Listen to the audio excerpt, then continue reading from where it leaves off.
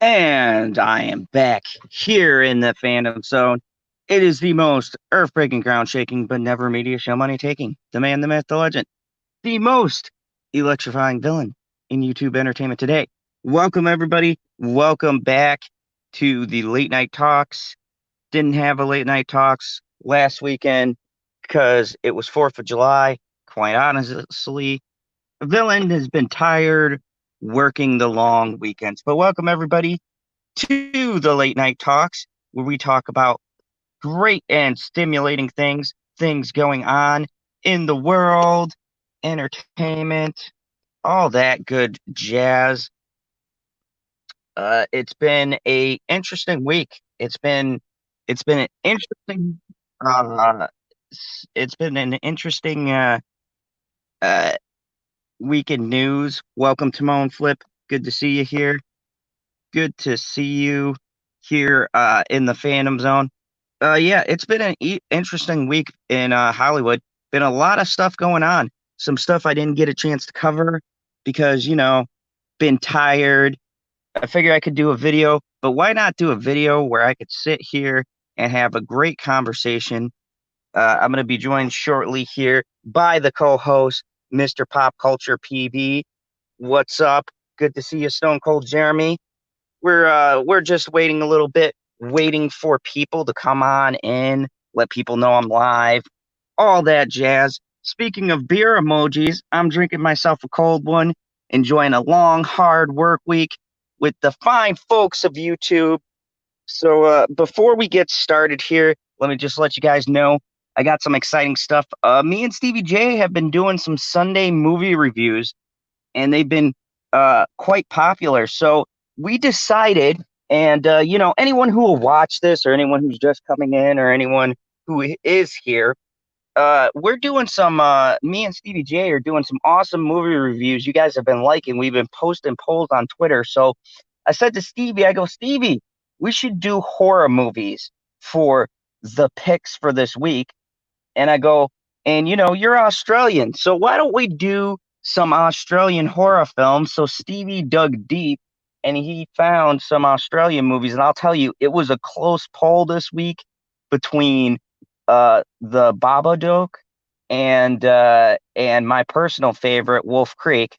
But Babadook edged it out. So we're going to be talking about that here on my channel. It's going to be an awesome talk. I really look forward. I rewatched the movie, so I can't wait to break it down with Stevie. We'll tell you about the director. We'll tell you our thoughts. We get really in depth. Good to see you, Stone Cold Jeremy, relaxing with your PS4. Hey, I love gaming systems. Hopefully, you're not playing The Last of Us 2, because it'd be a giant waste of time. Don't invest 30 hours in that. But anyways, yeah, so definitely join me and Stevie in that discussion. Speaking of being joined, welcome, Pop Culture PB. What's up, man? Nothing much. Just telling the fine folks about the upcoming review I have with Stevie J. So me and Stevie, we decided to go horror, and I was like, let's do Australian horror, Oh, because yeah, I was listening. Yeah, you're doing Australian horror movies, so I just assumed that you were going to be doing Romper Stomper, right? Because when I oh watched god, that that movie, it was definitely horrific. we almost thought about putting that in the poll.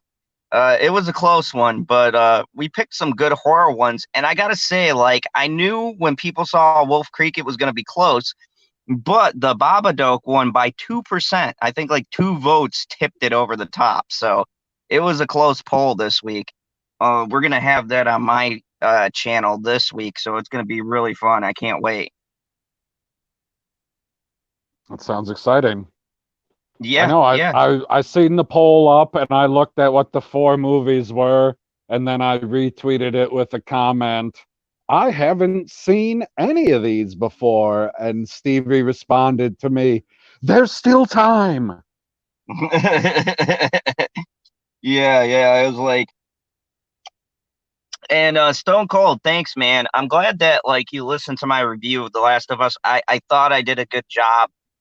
I gotten a lot of comments on that review with people saying they enjoyed it. So I really appreciate all you guys' support. Look, I know there was like 1,000 of them out, so I'm glad you guys heard what I said. I thought I got What's up, really Jamie Vick?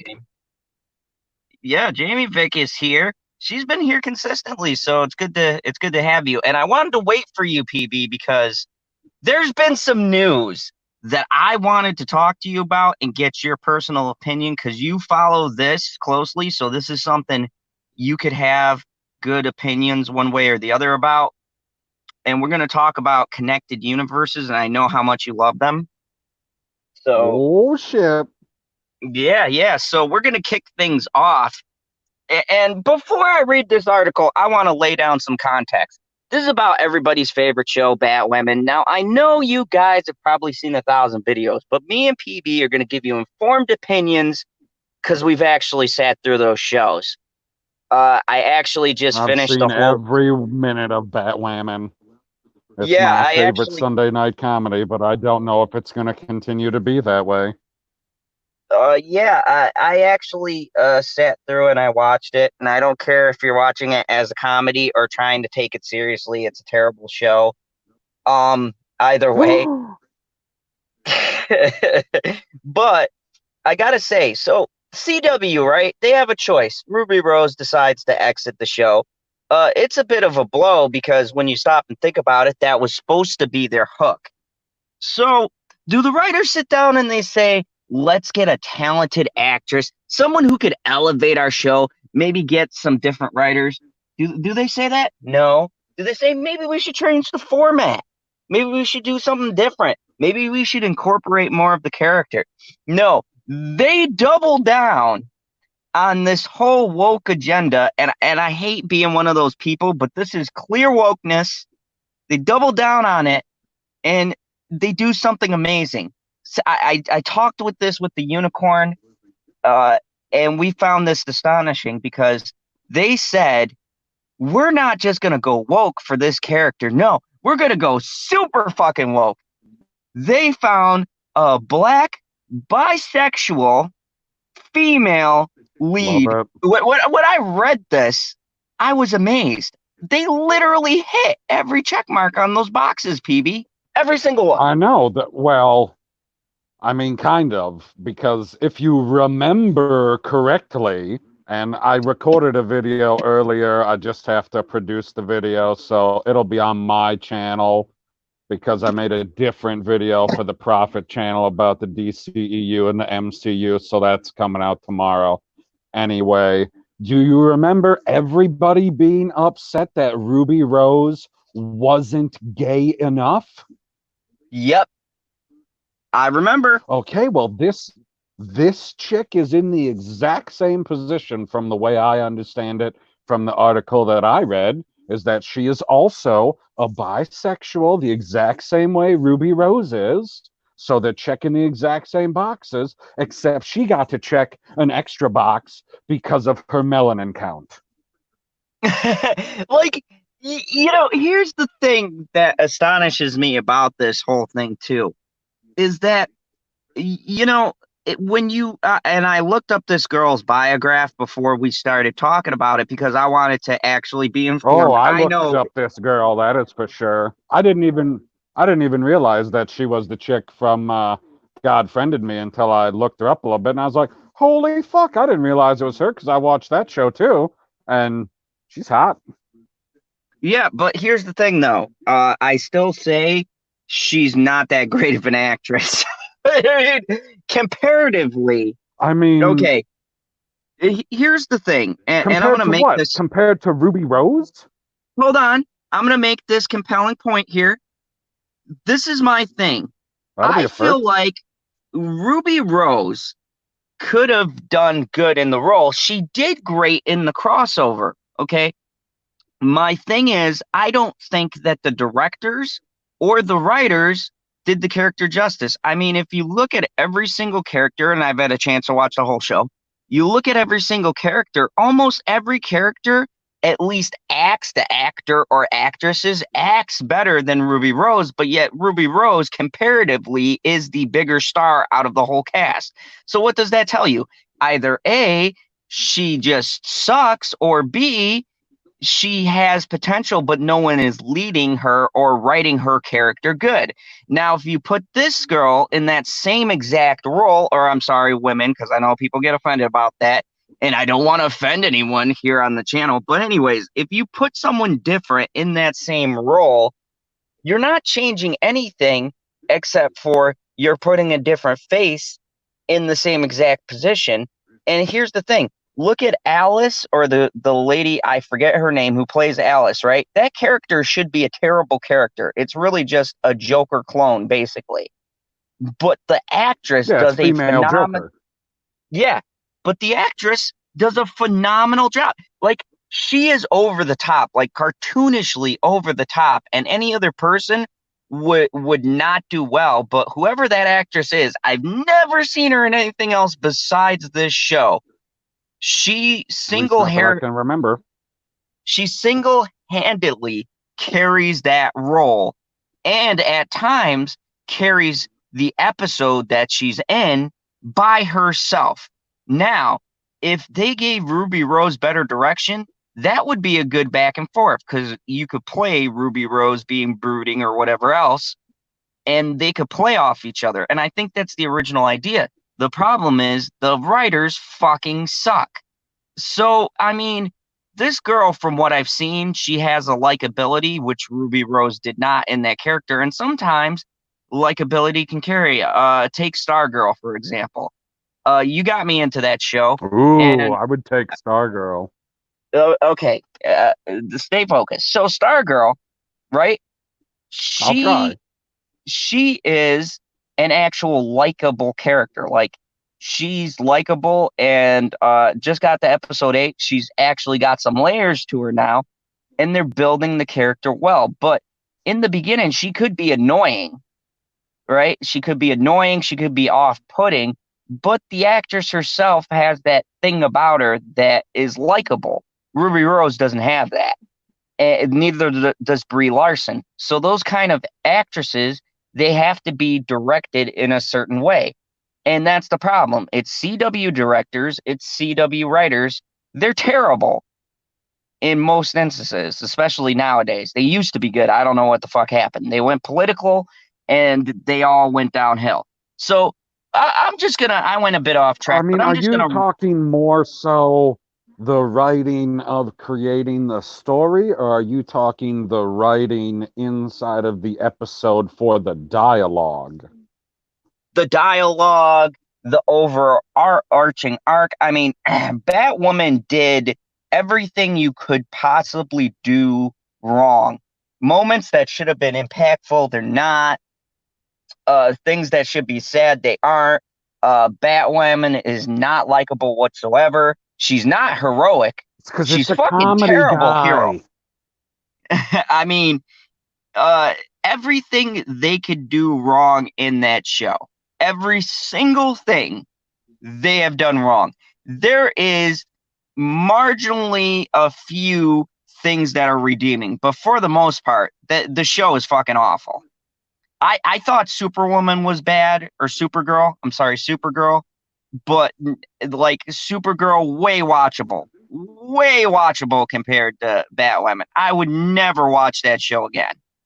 This is like, I don't even know if I want to really check out the second season, but I'm going to just Oh, read you this gotta check article. out the second season now.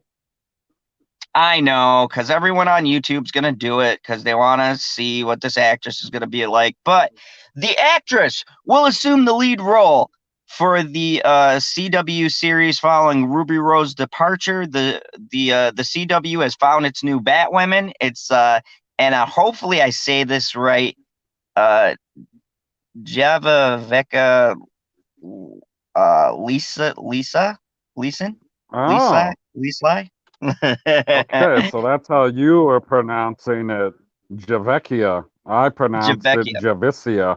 Whoops. Yeah, Javicia, which I actually oddly think I got Well, I'm that gonna right. sound like a fucking idiot in my video, hey? This is the first time ever, PB, I actually got something right. I mean, Well, if she you will. say so, I don't know how you're supposed to pronounce her name. When I looked it up and I was like, okay, we got a lot of same letters here. How am I supposed to say this? Because the last name, super easy. First name, super black. So she's gonna take over the title role in the CW series second season. Before I continue, there's gonna be a lot of plot inconsistencies. I want to know how they deal with that departure, but we'll continue. Following the departure of star Ruby Rose at the end of season one, she'll play the character named Ryan Wilder, who becomes the first black actress to play Batwoman in a live action TV or film production.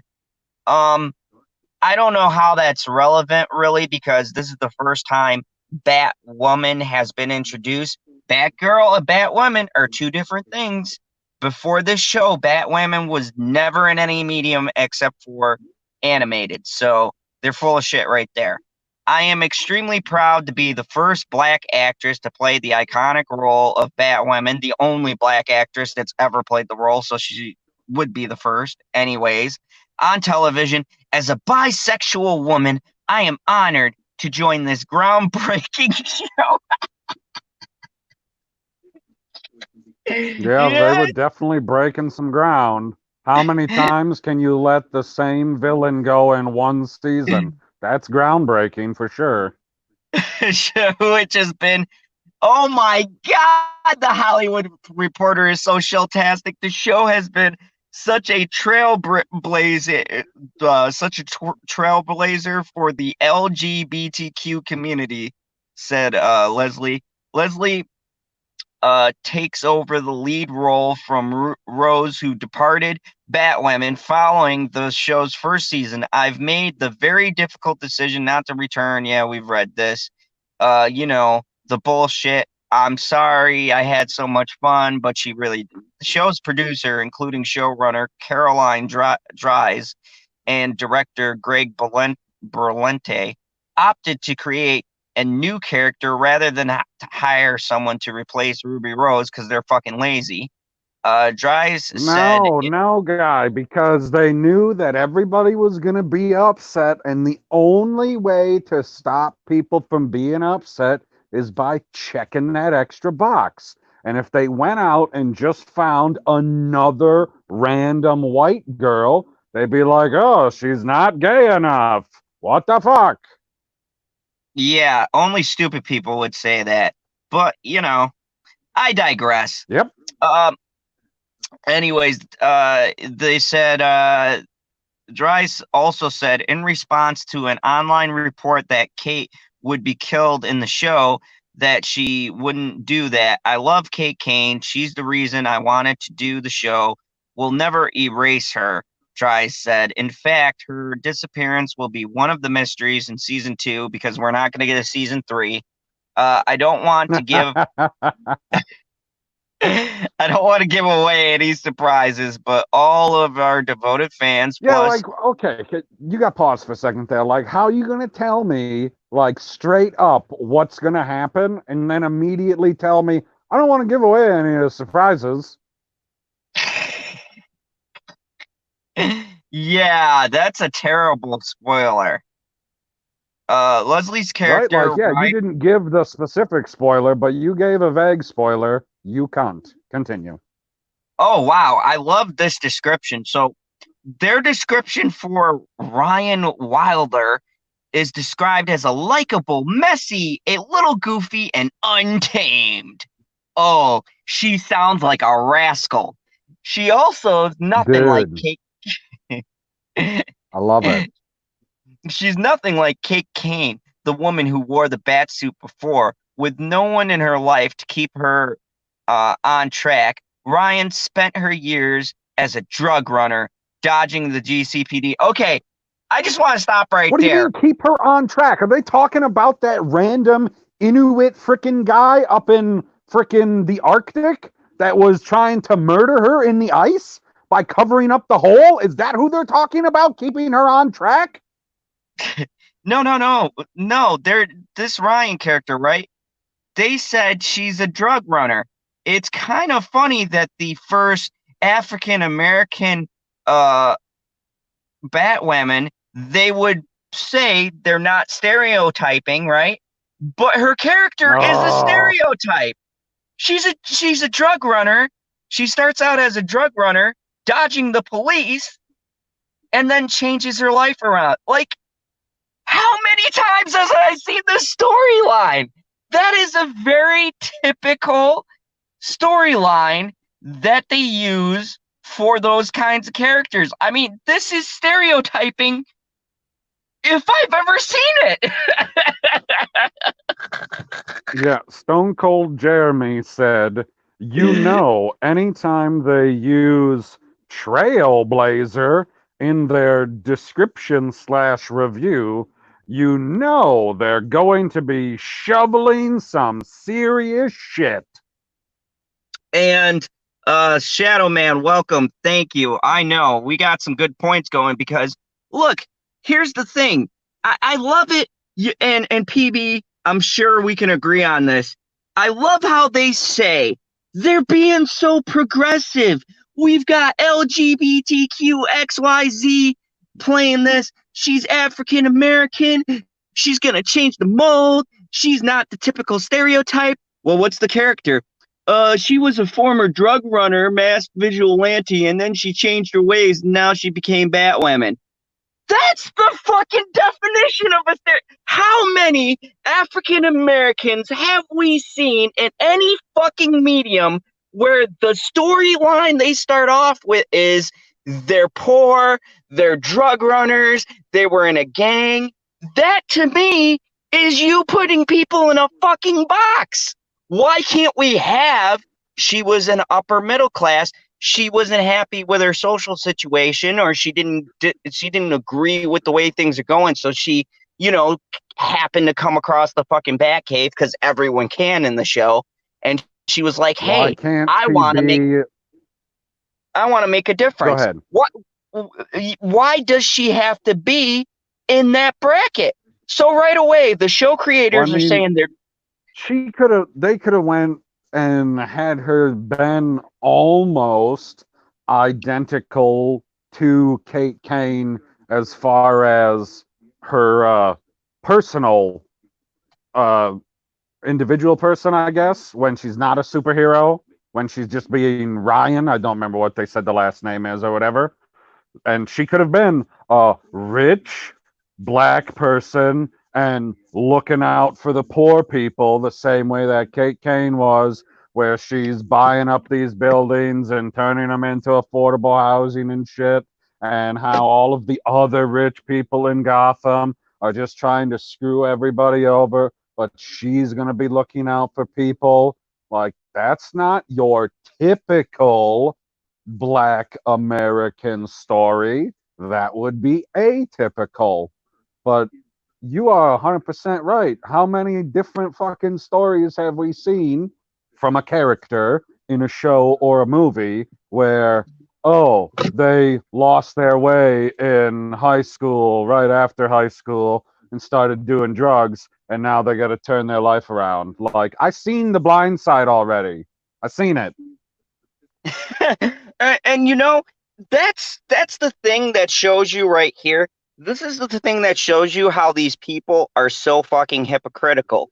They will preach about how they're progressive, how they're changing the narrative, they're switching it up, they're shaking it up, they're being bold, but they come up with the same exact story. And you want to know why? Because not a one of them are fucking creative enough to come up with their own ideas, or to they want to say that they're bold, but even in that show, when you look at what they do, they play it safe.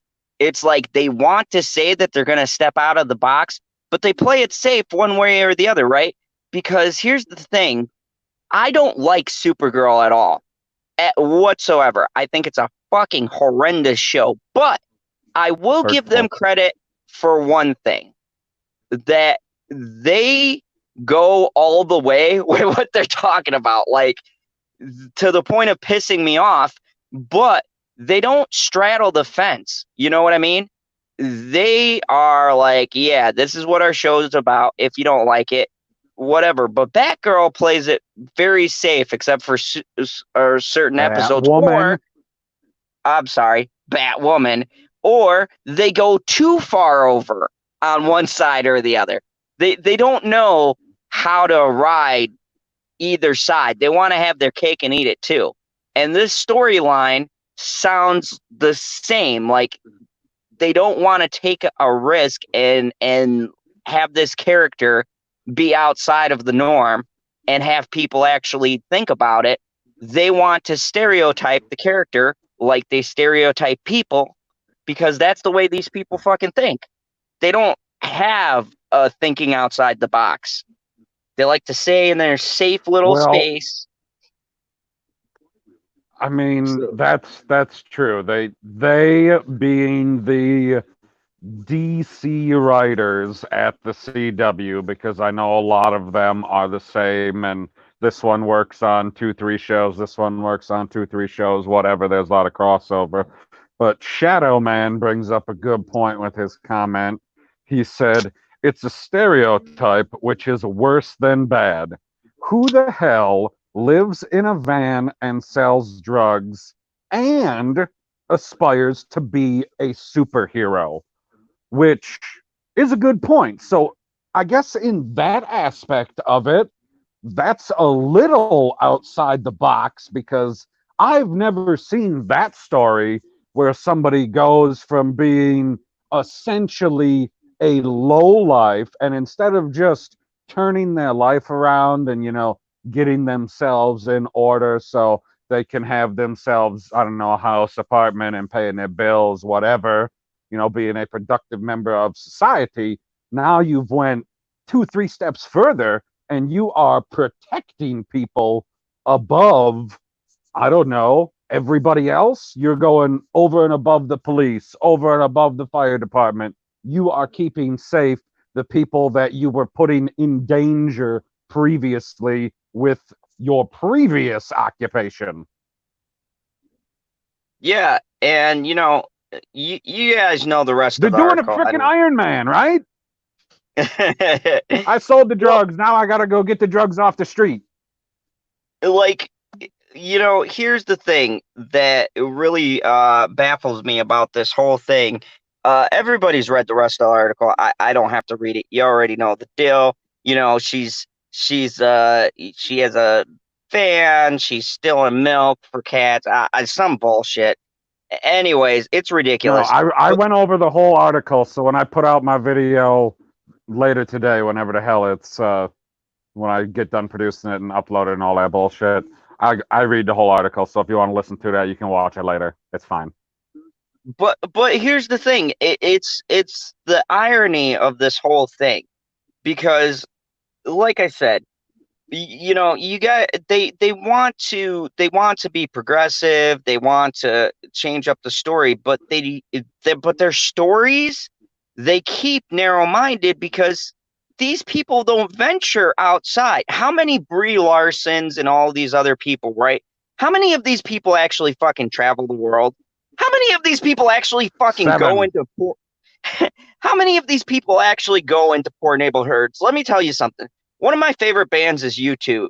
And I'll tell you something. I don't agree with Bono's politics per se, but I will give the man credit. That motherfucker went to see the president of the United States to talk about his issues. He traveled to poor countries, to feed the starving children. There's a bunch of memes and jokes, but I mean, think about it in hindsight. This is a guy who Oh, said, you mean he's the kind of guy who actually talks about the oppression of terrible countries instead of the oppression of all of the best countries in the world? exactly my point. This is a man, and here, PB, here's the big kicker, okay? Here's the big thing. He's He talks about it. I'm sorry, I gotta say this. He's like, America's not perfect, but Iran is terrible. That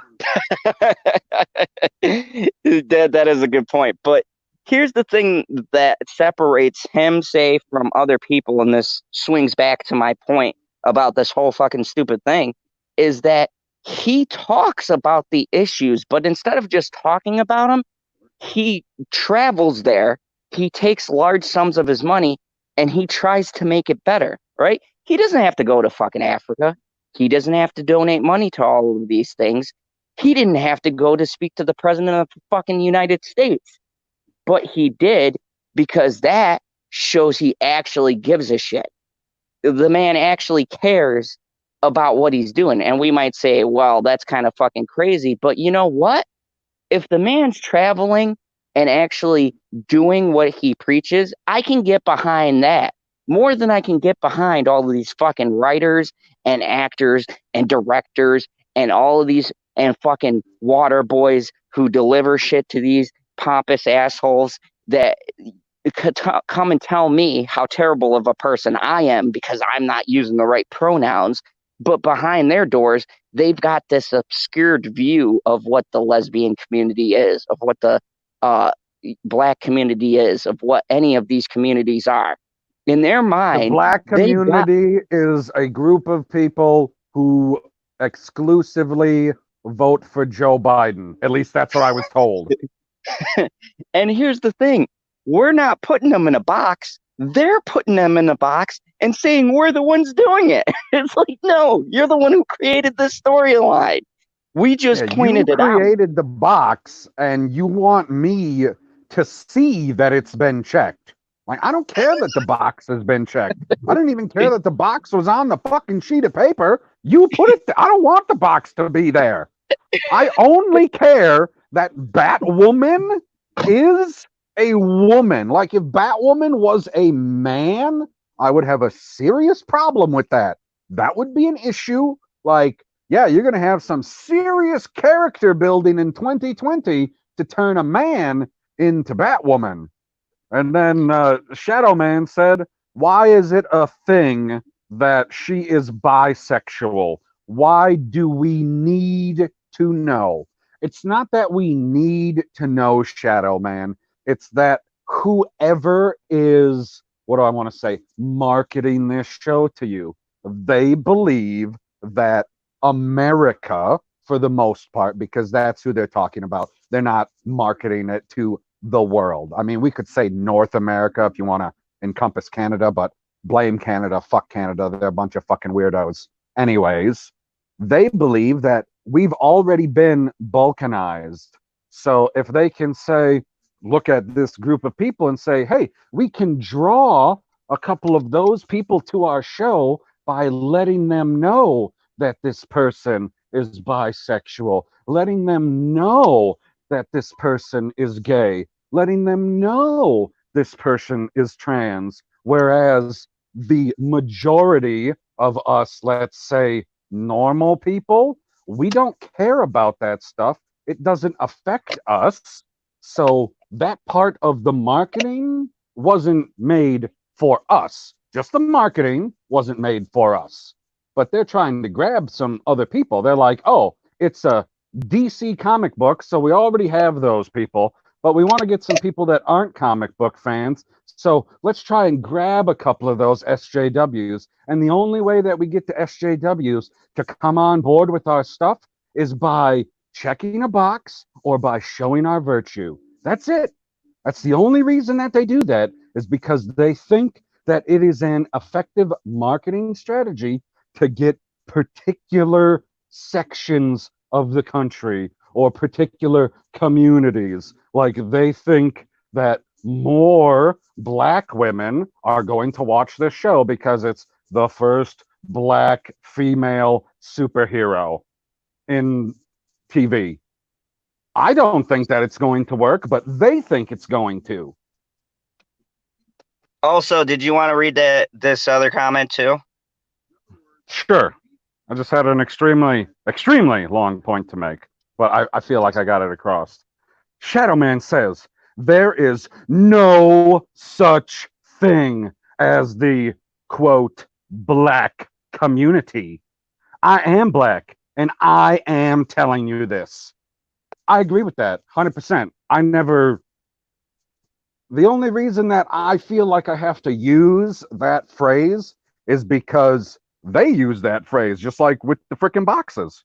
Like the only reason that we have to use the descriptions that they're using is because they're using it, or else people don't know what the hell you're talking about. Like you can't leave half of the stuff off the article. Like if you read that article and you left out all of the virtue signaling stuff or the box checking stuff, you would have not read 40% of that article. You would have left Oh out yeah, that yeah. LGBTQ stuff. You would have left out everything about her being bisexual. You would have left out everything about her being the first black Batwoman. Leave out all that shit. The article would be one fucking paragraph.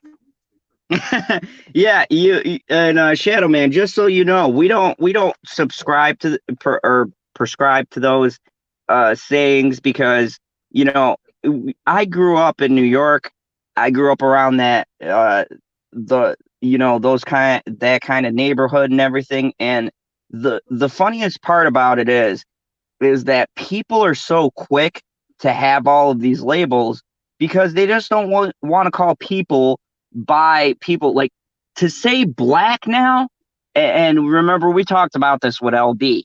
Just to call someone black, it's like this big deal now. They're like, no, you got to say African American. LB's like, I'm not from Africa. Yeah. He's I'm like, from I'm not England. from Africa. I'm from England. So I'm English American and black. It's just like people have become so scared to say stuff because these fucking crazy people have put this stigma and they feel the need to point it out. And look, here's the thing. If I knew each and every one of your guys' names, which I do, I address you in the chat as your username because that's how I see you. I never knew Shadow Man was black, or did I care? Just like with Jamie Vick or anyone No, else. I don't. no. That's like, I mean, how long were we interacting with Mad Squirrel before she came on? And then we were all like, holy fuck, you're a woman. Yeah, we didn't even know Mad Squirrel was a woman. We assumed she was a squirrel. Exactly. But I It's mean, like, holy fuck, that's a chick. and that's the thing. How can people on the internet? How can we all interact here and not care about race, creed, nationality, none of that, right? We can all interact with each other with our usernames. No one is making a big deal about it, but these fucking people here, like in Batwomen and all these other shows, they are the ones that make the big deal out of it. They're the ones who point out nationality, race, creed. I mean, in a sense, they're perpetuating stereotypes by trying to get rid of them. That's the irony of this whole argument. They are perpetuating the very stereotype that they want to, quote unquote, get rid of. That's the funny part about this whole entire thing is that here's the thing. If you want to be progressive, if you want to make change, you don't announce it, you just do it. The most Yep. shocking things that you see on television, right? Whether it's a horror movie, whether it's action, whether it's drama, comedy, whatever, right? Is the stuff you don't see coming. The shit that makes you think, right? I saw that movie Parasite. There's so much shit about upper class, No, fuck poor, Parasite. Hashtag Robert Storms whatever. was right. Barring what Robert Storm says, me personally, I love that movie. But anyways, um, here's the thing about that movie, and I get the joke behind that, PB. But here's the thing I've about that never movie. seen it. I know. I seen the video. It's fucking hilarious. He's never seen it. But anyways, here's the thing. Is that here's the thing. This is why movies are suffering because they think they need to point out the obvious, but your viewers are smart. Just like television, the viewers will get it. You can put that shit in there without telling people what it's about and make them think about it. That is where you get the change. Because when you make people think and sit down and look around at the world around them, look at all the great Vietnam movies, right? Full Metal Jacket, Platoon, things like that. Those are fucking true blue anti uh Vietnam movies, okay? They're against the war, but they don't come out and say fuck the troops, fuck what they did, fuck Vietnam and all that. They just show you the shit that happened and they let you decide how you feel about the situation. If people wrote shows like that, we wouldn't have these debates. There would be nothing to talk about. We would be talking about how brilliant the show is and how it makes us think and how it makes us feel. And Yeah, it we doesn't didn't have to. have this style of debate about Joker. No, no, because it was a movie. You sat down and you go, oh shit, that is crazy. I mean, Like the most controversial debate you have about Joker is which Joker you like the best after you've seen the movie. That's about the most controversial thing I've seen anybody debate about it. I mean, other than, the random couple people out there that are like, Joker sucked. Here's why. And I was like, you didn't watch the movie. at all. But speaking of Joker, this is a great segue into the Batman. I'm going to talk about, Ooh. hey, PB, do you like connected universes? Because I feel like that's my theme tonight. Dude, I'm a huge fan of connected universes. I mean, you talk about symbolism, connecting it back to the last story. Connected universes are awesome at symbolism if you're doing it right, because then you're always looking in whatever you're watching for the symbols of everybody else that it's connected to. Love it. Oh my goodness, you got deep there, man. That was much deeper than I thought. Like I feel like we're connecting right now on this show. Anyways, so speaking of connected universes, the Batman movie, I don't know. Look, I don't know how this movie is going to turn out, but I gotta say, I am fucking hyped. And Matt Reeves, you're a fucking marketing genius. This guy is hyping this movie up and he's legitly getting everyone excited about this. And I applaud him because he's doing it the right way, right? He's showing I teasers. mean, He's doing, halfway the right way, other than he needs to get somebody else to take the pictures, but continue. yeah, yeah. The pictures are questionable, but he did come out with something that is super exciting. The Batman will have a companion TV series. They're going to do it like Whoa, whoa, Agents whoa. of S.H.I.E.L.D. style. Oh, shit. Yes. Matt Reeves and Terrence Winter, if you don't know, Terrence Winter is one of the geniuses who worked on The Sopranos, is going to be working on an HBO Max series that's going to go hand in hand with the Batman movie. Holy fuck. I This think we is need to change that phrase to ham in hand because it's delicious. Continue.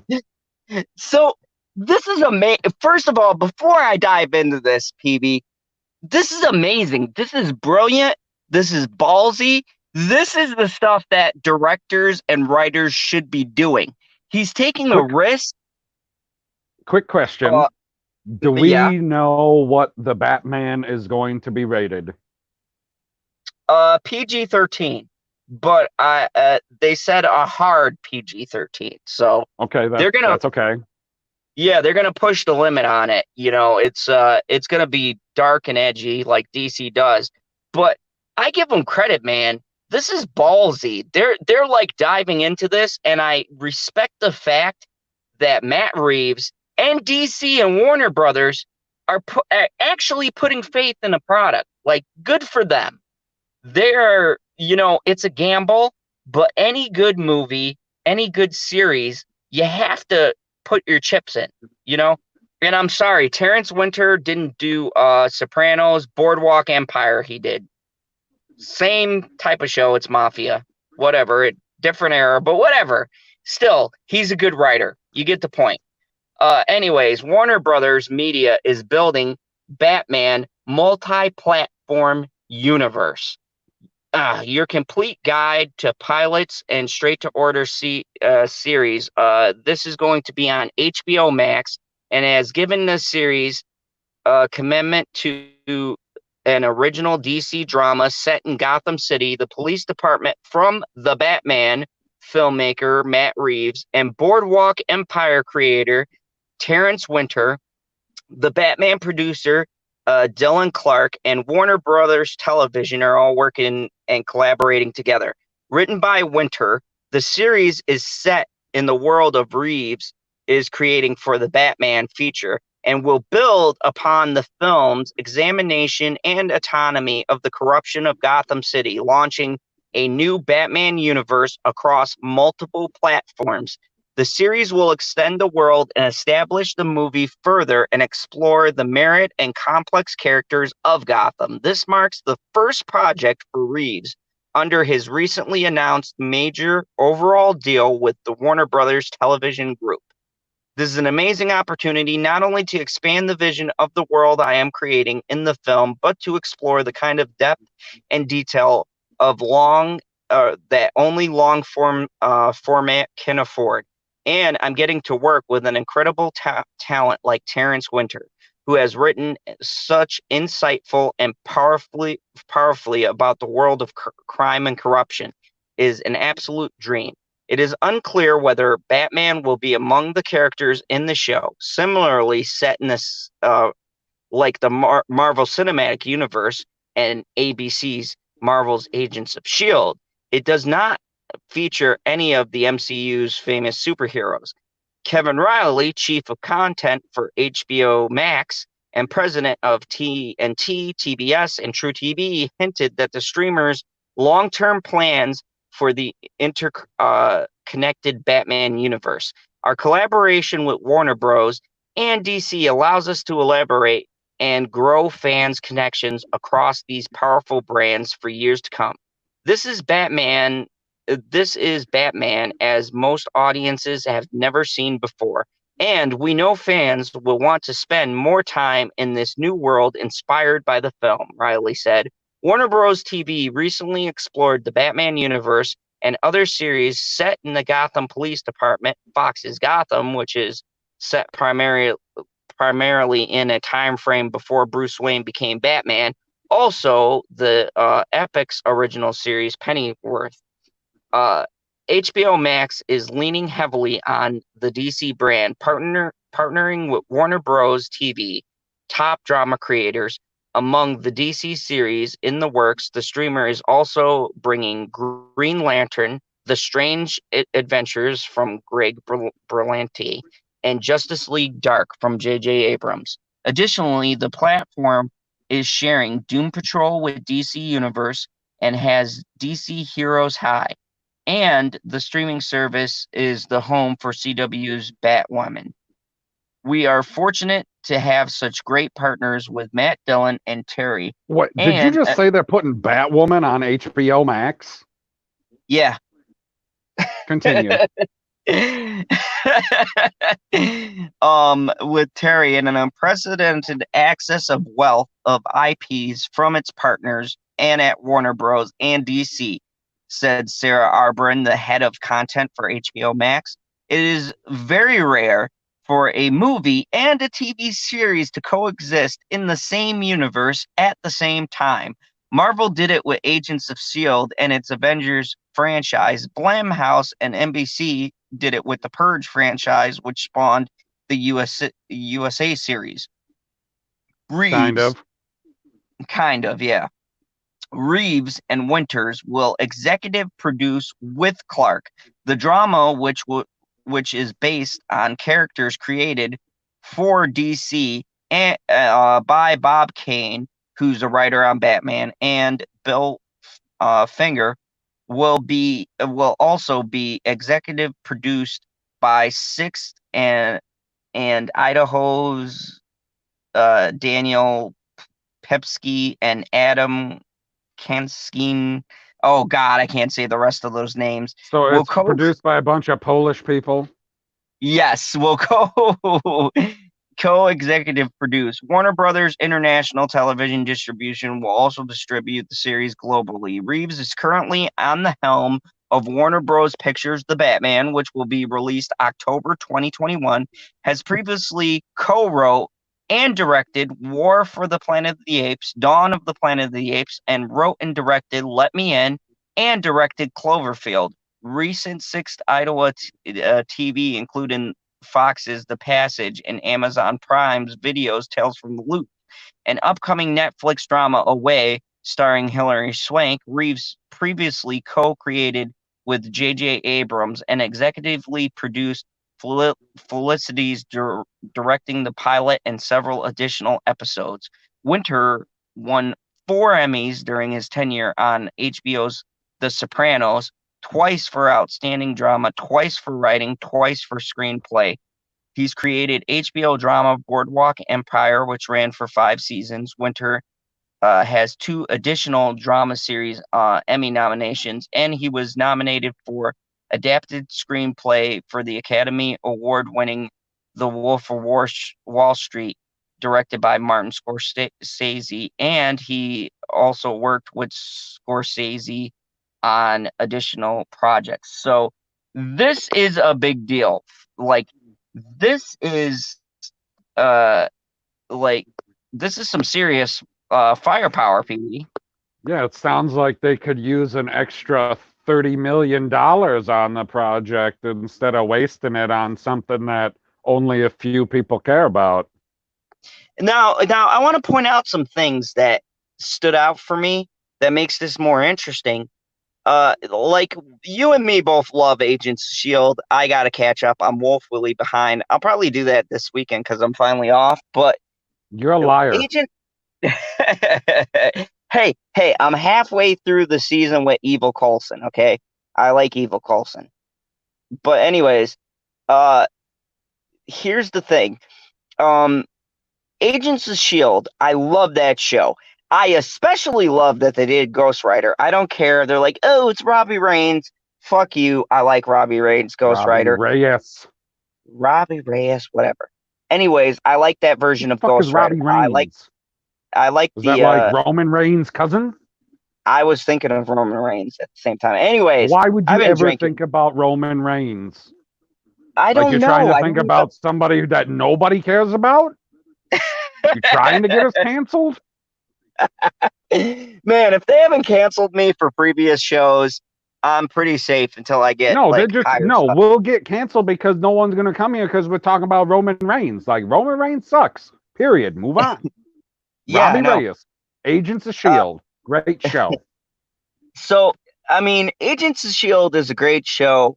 You and me can both agree we love that show. But my only beef, if I had any problem with it, is the fact that it very loosely connects to the Marvel Cinematic Universe. And what I mean is, oh yeah, it loosely connects, as in it seems like it's real tightly connected, and then it's real loosely connected, then it's real tightly connected again, and then it's loosely connected again. Like, it goes in waves. It's very strange because at the beginning it's almost directly connected.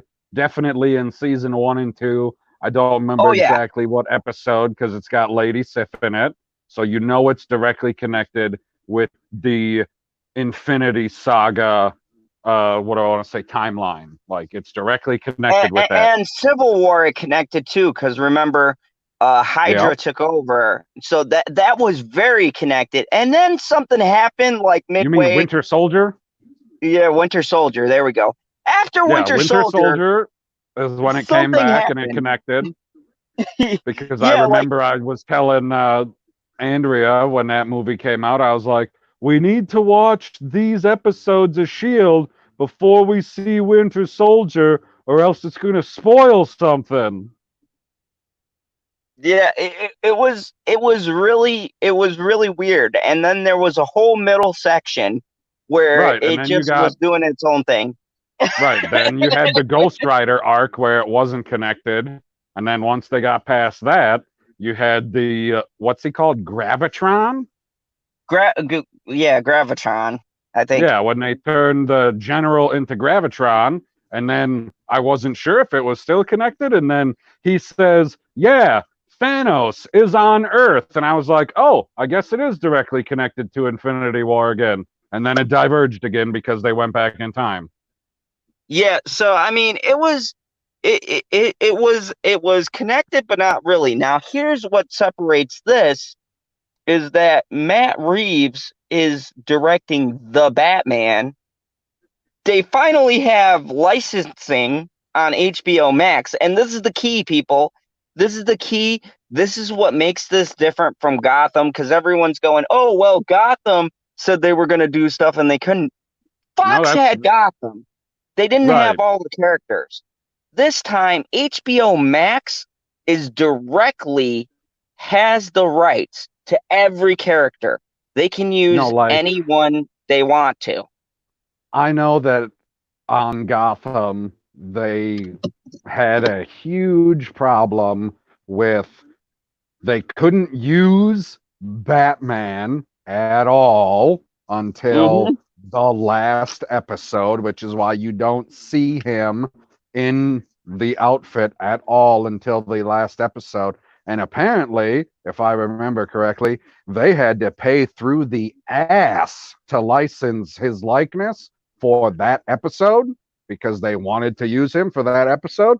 And then they also couldn't use a bunch of villains either, which is why they had to create whoever that the black lady is, who is the villain of the show. She doesn't exist in any DC source material anywhere. She was No, no, created exclusively for the show. Echo. Yeah, Echo was created, but Echo was like supposed to be kind of like Harley Quinn, but I they don't couldn't care what use they're Harley supposed to Quinn. be like. That was the whole problem with that show was everybody is supposed to be like somebody because they can't do any of the actual characters. That was the problem with that show. But you will not have that problem with anything on HBO Max because it's directly licensed or connected, whatever you want to call it, from Warner Brothers. They can do whatever they want. They can have Batman. They can have Jorah fucking Mormont from Titans show up in a show, and it's not going to cost them anything extra. Here's the great part too about this is that unlike with Agents of Shield, right? You had different directors, different writers and stuff. For this one, they are having the same director in the Batman co-produce the show and help write some of the stories. And you're gonna have that brilliant, masterful writer from Boardwalk Empire who's gonna be writing for the show. So Well, right. he All I can need have is this. Batman show Right. up in the show. No problem. No problem. Because He all can I have need Batman any is, villain. well, I feel like what's going to happen in the show is the same thing that they did on at least season one of Titans, where you never really see Batman for the most part. You really don't see Bruce Wayne at all because they don't have an actor for him. And when you do see Batman, it's just these like silhouettes or over the shoulder shots, or he's jumping off a building, so you only see him for a moment. Like that's what's going to happen in this show because I don't see them spending the extra money to get Robert Pattinson to be the Batman in the show. And if it's supposed to be in that universe and they just have a different actor play that, that's going to be weird. Imagine for a moment you watch all of the Avengers movies, right? Or not, Yep. or the ones connected to them. You watched all of them, and you see Agent Coulson, right? I can't Yep. remember her. Clark Gregg. Clark Gregg. You see him. You see his character do everything that he's done in all these movies, and then you see him die in Avengers, and you're like, well, son of a bitch. And you're like, oh, we're bringing him back for the show. And you're like, well, how's that going to work? And they explain it in the show, blah, blah, blah. But then it ends up being a different actor, and they just tell you that it's Agent Coulson. Would you believe that that's Agent Coulson for a second? Fuck no. Fuck no. Like, you've seen it for multiple movies. This is not a War Machine, Iron Patriot situation where the guy was only in one movie and now it's going to be somebody else going forward forever. This is somebody who's been in every single movie and is called the glue of the universe. You can't have it be somebody else. I mean, and now you're going to have it be the hero, Robert Pattinson, the Batman, and you'll be like, oh yeah, Batman's he'll be in season two. We're bringing him in, and then they say, oh well, we have random white guy cast as Batman. And you're like, wait a second, you already have Batman. The movie comes out in October. Like that's Batman. You can't have somebody else be Batman in your Batman universe when you already have Batman. Like that doesn't But work for here, me. but here's the thing. They can go about this two ways. Okay, so remember we covered John Wick and they were coming out with that show, The Continental, right? Keanu Reeves is going to do a couple of those episodes to segue and then do like some different assassins, right? So you'll know John Wick is connected to the universe, but he ain't in it. You know, they're going to pass the buck, so to speak, but he's going to be in there to get the people going, oh, okay, this is still the Continental, right? They could have, because it's the same director. And I'm sure if you talk to Robert Pattinson and be like, hey, I'm doing this connected universe, we're not going to necessarily need you for every show. We just need you to introduce the show. So you can do the show on different characters, or you can base it on different things, but just have, like, say there's appearance by the Batman. Robert Pattinson can come in, do his thing. And look, television is different from movies, right? They only No, need him right. to shoot Like a scene or two. right. You know, I have him come don't in. because if it's going to be set up, let's say similar to Shield, like we're watching either the police in Gotham or fucking A, what do they call it? Stars? What the fuck is it called Yep. on Batwoman? Yeah, we're watching Uh, somebody like that in Gotham, the Crows, whoever. We're watching somebody like that. Like when you were watching Agents of Shield, you didn't expect one of the heroes from the movies or even the secondary heroes from the movies, like the episode that Lady Sif is in. Like I never expected her to be on the show until I seen the preview or the commercial and they showed her, hey, she's gonna be on this episode. And I was like, well, holy fuck, I didn't see that shit coming. That's pretty awesome. But you they missed have the all of biggest these. cameo. They had Samuel Jackson on there. Remember season 2? He was actually in one or two of the episodes, and so was Okay, you're Crossbones. right. I don't remember that off the top of my head. But Because when I you're said, watching that "Holy show, fuck, you're they got not a Samuel L. expecting, Jackson." sure, you're not expecting any of those people to show up and save the day. You're expecting the agents of S.H.I.E.L.D. to save the day. And if you hear about what the heroes are doing, that's what you expect because it's a connected universe. So when they got to, oh, I can't remember if it's season 5 or season 6, I'm pretty sure it's season 5 with Gravitron there, and he talks about Thanos, I was like, oh, now I know that they're still connected. That was all the connection I needed. I didn't expect to see Thanos in the show. I didn't expect that at all. I just expected it to be connected. So I don't expect to see Batman unless they keep making it seem like they're going to show Batman. Like if people look up and they're like, "Oh, just missed them," or if you know, the camera pans and they're like, "Oh, just missed seeing a Batmobile," I'll be like, "Well, that's really fucking annoying. If you're just gonna, you know, just see the flame coming off the Batmobile instead of seeing a Batmobile, like you could show the fucking Batmobile, motherfuckers. That's already made." I mean, but here's the thing. The great thing about Batman is you could put anyone in the suit, and Robert Pattinson is short. So I mean, No, right, yeah, you like, can put. That's why I said they that's what they did on Titans. they Season can one of they can Titans, I guarantee you, whoever the fuck is in the suit is not Jorah Mormont. no. You could put anyone in the bat suit and just have them like zipping across the way or whatever you want to do to let people know that he's there. And I'm really intrigued to see, being that it's the same director, how he's going to play it. Like from how what I'm getting from the article, they're gonna focus mostly on the GCPD. So that'll be Right, really cool. Like you can have episodes with officers, right? You can show Batman and the bat suit. Now they can show someone in the bat suit because they have the license. So they can show Batman. They just can't like right. show Bruce Wayne because you need the actual fucking actor. But if they can surprise us and be like, "Hey, Robert, we need you to just like shoot a scene for a day. And you know, he'll probably do that because all these guys are doing television now. I mean, we got fucking Anthony Hopkins on Westworld. You're telling me Hey Robert man, Pattinson? if the show is good, if the show is good and it brings subscribers to HBO Max, they will have no problem shilling out some money to Robert for a day of shooting or 2 days of shooting to get him a cameo in the season to get the Batman into what the fuck are they going to call the show? What's the name of the show? They haven't said yet. Oh, they didn't name it yet. So we'll call it shit. HBO Gotham. Or do you want to call it Gotham Max? Gotham Max, I like that. You want to read Jamie Vick's comment here? I do. Jamie Vick says, well, then, they're taking a huge gamble with Robert Pattinson as Batman. What does she mean by that? Well, here's the thing.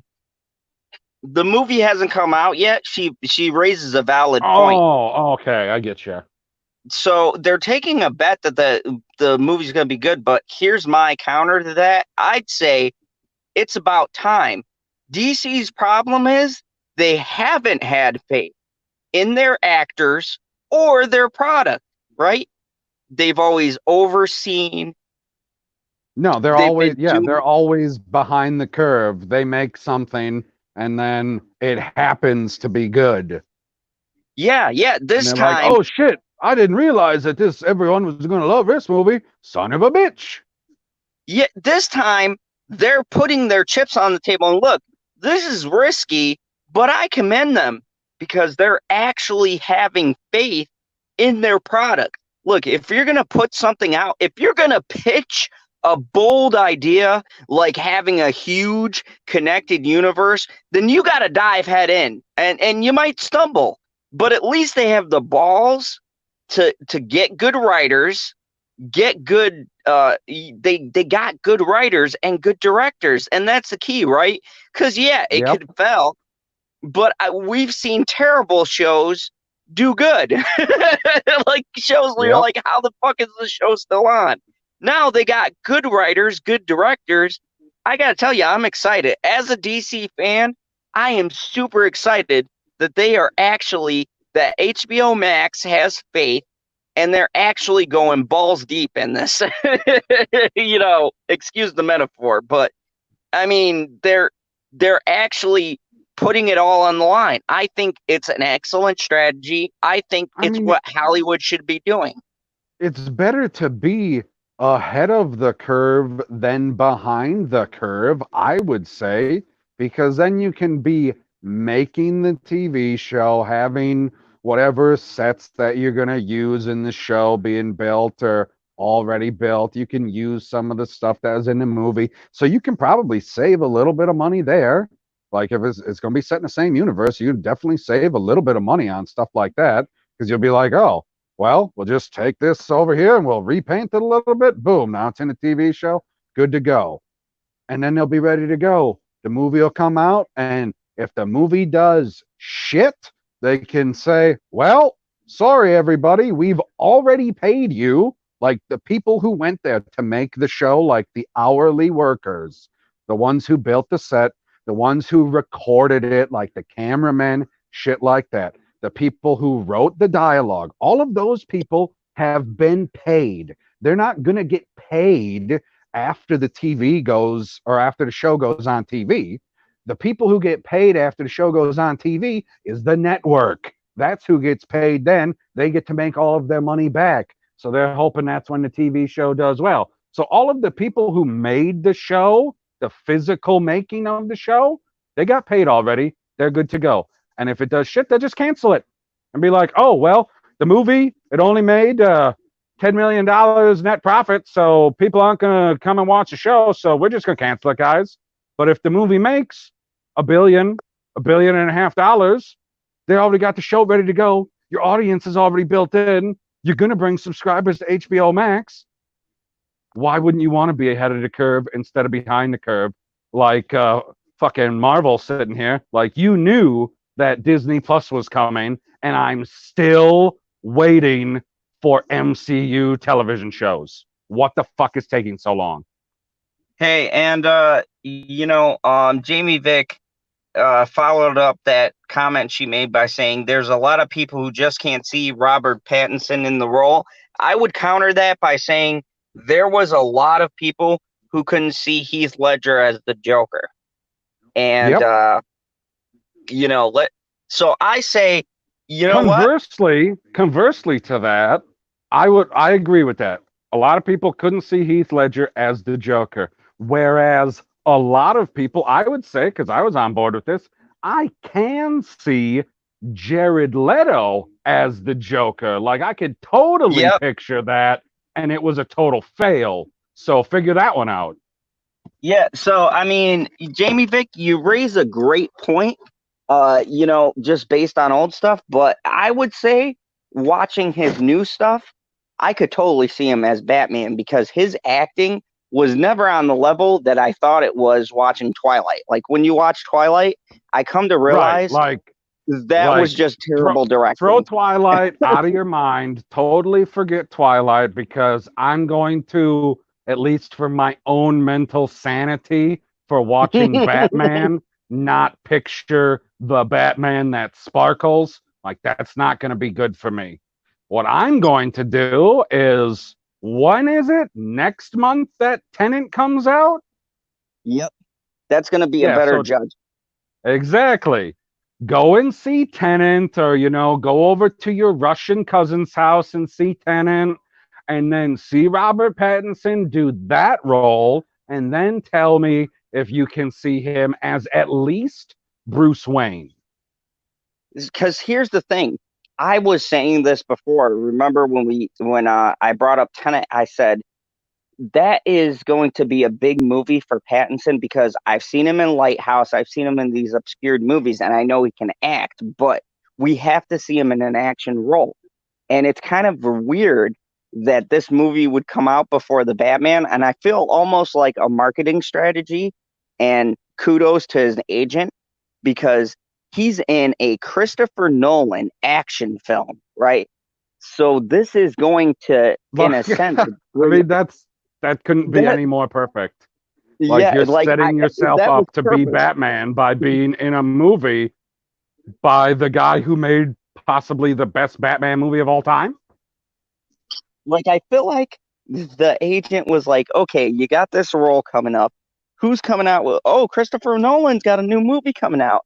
He made the Batman movies, so this is the time to like work with him. He's probably getting pointers. If I was him, I'd talk to Christian Bale. But anyways, Why not? this is a perfect opportunity for him to show us what he would be like in an action role. And if he pulls it off, then that's going to be a pretty good indicator of what he's going to be like doing other action stuff, like the Batman and more importantly, Bruce Wayne, because we'll get to see how he acts. I don't know what the movie's about. It's Christopher Nolan, but No, you'll get to see what he's doing. every time I see a commercial or see one of the trailers on YouTube, I watch it and I go, not about time travel though. Okay. But anyways, one more thing connecting to the Batman. There is rumors that Matthew McConaughey may be the next guy tapped for this project to play Two-Face. Wow. Oh my God, they don't even have all of the villains cast yet? This is kind of a last minute thing. They're in talks. Because they've started shooting and stuff, but they're keeping it under Well, wraps. But why apparently it's don't I leaked. okay, well, if they're taking some pointers from the MCU by doing the connected universe thing with the TV show, why not take one more pointer from the MCU and get Tommy Lee Jones to do it? No, I like Matthew McConaughey. I I like honestly Matthew think he'd make. McConaughey too, but I didn't think you he'd make a see great the end Two-Face. of Far From Home? Yeah, but did you see Ford versus Ferrari? No, I did not see Ford versus Ferrari. What the fuck does that have to do with comic books? He plays a great angry person. Oh my God, what does that have to do with my analogy, guy? That ain't got nothing to do with my analogy. Like, J.K. Simmons was the analogy, you dick. Well, I'm a villain. Yeah, we're both allegedly villains. No, what do you think about this if this is an actual thing? Because keep in mind this is from comicbooks.com, so take it with a I grain of mean, salt. okay, right. So it comes from a raccoon source. I literally have only one comment about this. All right, all right, all right. Here's what I think. I think that they confirmed Colin Farrell as Bullseye? no, as Penguin. Uh No, he's definitely Bullseye. that's gonna be interesting enough. We'll see how it all goes. I'm super excited for this I movie didn't know though. that Penguin was Irish. Did you? Is that real? Um, Penguin, as far as I know from the comics, has been more of British, so that's an interesting choice because they All directly right. hate each other. Yeah, they do. Like I don't know who on the stand was like, we're gonna go in a completely different direction. Instead of getting a British actor, we're gonna get a fucking Irish actor. Like, I'm pretty sure he's Irish. Unless somebody wants Oh, to he's correct a me in the hundred chat. percent Irish. Okay. Okay, yeah, he's a dickhead Well, in I was gonna real life. say he's In not his life. like Craig Ferguson, because Craig Ferguson's half Irish, half Scottish, and the Scottish And hate the English Ulrich. too, but they're from the same island. Yeah, and they're both assholes, but uh, Right. he's a lovable asshole. I hate Colin Farrell. I've hated him for years, but I will give him one thing: he's become a better actor. And like, remember his older movies, man? He was. I don't know what happened, but over time he became a better actor. But like the Dude, best I don't movie remember anything before Daredevil. he did SWAT. Come on, like Oh, Samuel L. that Jackson. was before Daredevil? No, I think that might have been it. Ooh, I was that's gonna tough. say, I No, thought that Daredevil was like 2003 and SWAT was like 2005. yeah, I think that might have been after Daredevil, but I that fucking was the love one that I SWAT. That liked him movie in. is awesome. Oh, Phone Booth was the one before Daredevil, and that was an Oh yeah, amazing movie. phone booth. That stupid fucking thing. How do you think that's? I thought that was great. It had two people that I liked. It had Kiefer Sutherland, and I love Kiefer. No, no, no, no, That's no. my Hold on. boy. Let me tell you this. I don't believe I've ever seen all of Phone Booth. I only seen part of it, and I say that it's stupid because of the premise of it, that he's stuck in a phone booth, what, trying to save people's lives? He can't leave? But I mean, he's being shot at by a powered sniper rifle. Like I wouldn't move from the phone booth, and like it's in a crowded street. The premise makes sense. I mean, he doesn't want anyone to get shot. Although, yeah, he is kind of a dick. So it isn't. It's 2005. I'm Those saying action movies I didn't did really not make like the sense. premise. I just rewatched Alexander. Yeah, that's actually a decent movie. Rewatching it now compared to the The movies we director's have. cut. Yeah, go director's cut. Don't watch the theatrical release. I They mean, cut theatrical a cut's lot not of stuff. bad, but director's cut is definitely better. I mean, it's Oh, longer, obviously, but it's better. yeah, and I feel like they give more context, but yeah, this is a pretty decent choice. I'll tell you about something that isn't decent. So I thought I was done with Last of Us 2. But I got to bring Oh my something up. God, we're still talking about this fucking game? Like, you Ye- downloaded it, you played it, you deleted it. How are we still talking about this? I thought, PB, I thought I was done with this shit show. I thought it couldn't get any worse with the creator coming out and saying stupid shit, the company changing reviews, Oh, Metacritic you pulling a mean Rotten Neil Tomato. Dunman? Yes, all of this shit. But Oh, Amy what is comes up, out. Curtis? Welcome, Curtis. So just when we thought the stupid comments were done, just when we thought they were done attacking us, Amy, this dumb cunt, writes the worst article for The Independent I have ever read. And it reads, and people try not to laugh because I'm going to try not to laugh reading this. It says, the rampant body shaming of Abby in The Last of Us 2 shows gamers can't accept a realistic female lead. People body What? shaming a video game character that's not even based off of a real person. Because isn't Ellie based off of Ellen Page? Yes, but just The think other about chick is not based off of a real person, right? It's totally made up. no, made up for the game. Here's the irony of this. Jesus Christ. No one cared about her body type. It made for funny jokes. That wasn't the issue. The issue Isn't her body was type dyke? the issue was she's a terrible character. It has nothing to do that with that she looks like Big Papa Pump. That is, I,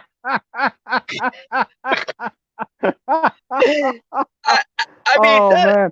Do you mean Big Papa Pump now or Big Papa Pump circa 2001?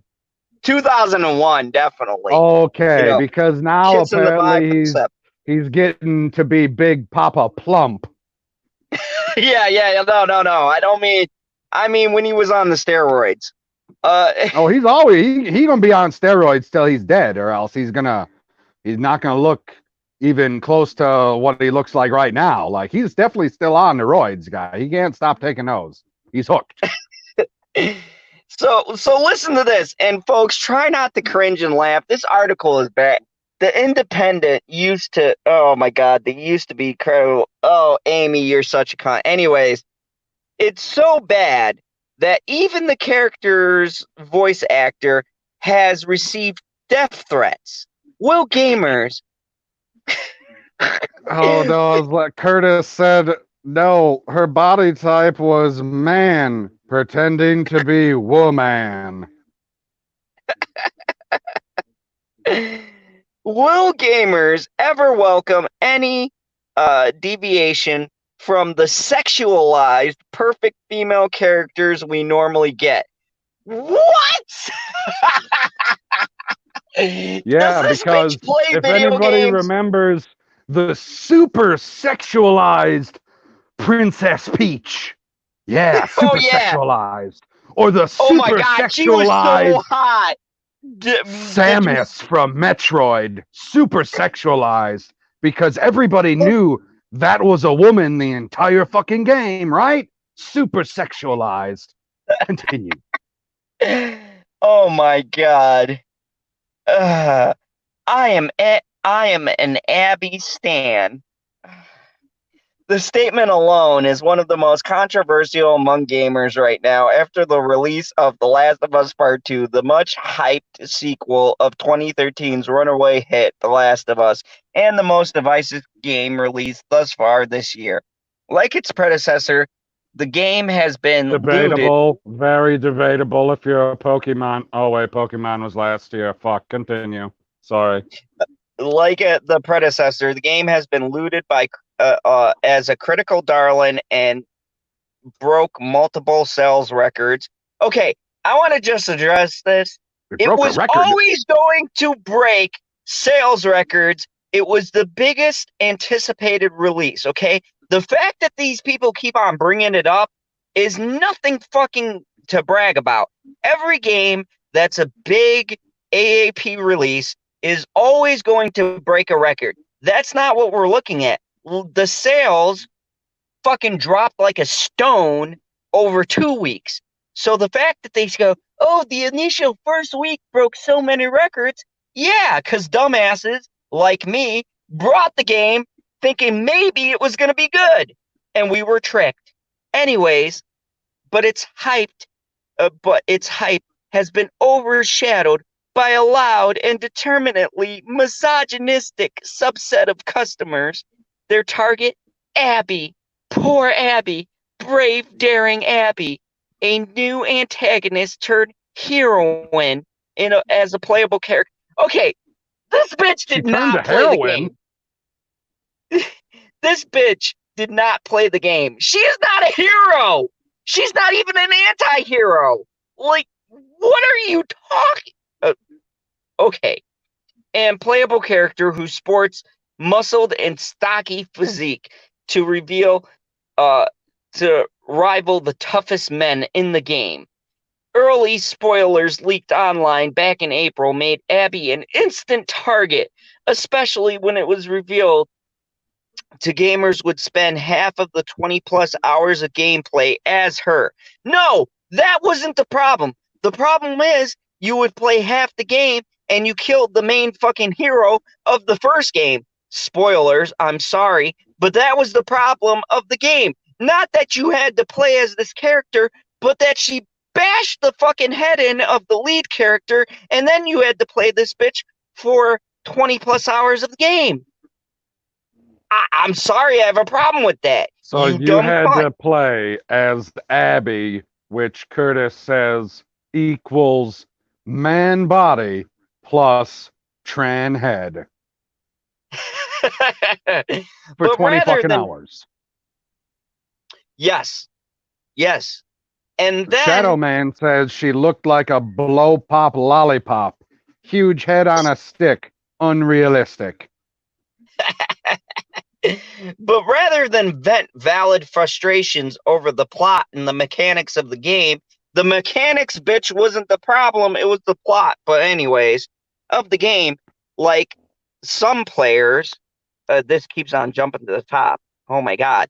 A toxic subset have flooded the internet with the rampant body shaming and sexist comments about Abby. Oh my God, we're talking about a video game. They can't be sexist.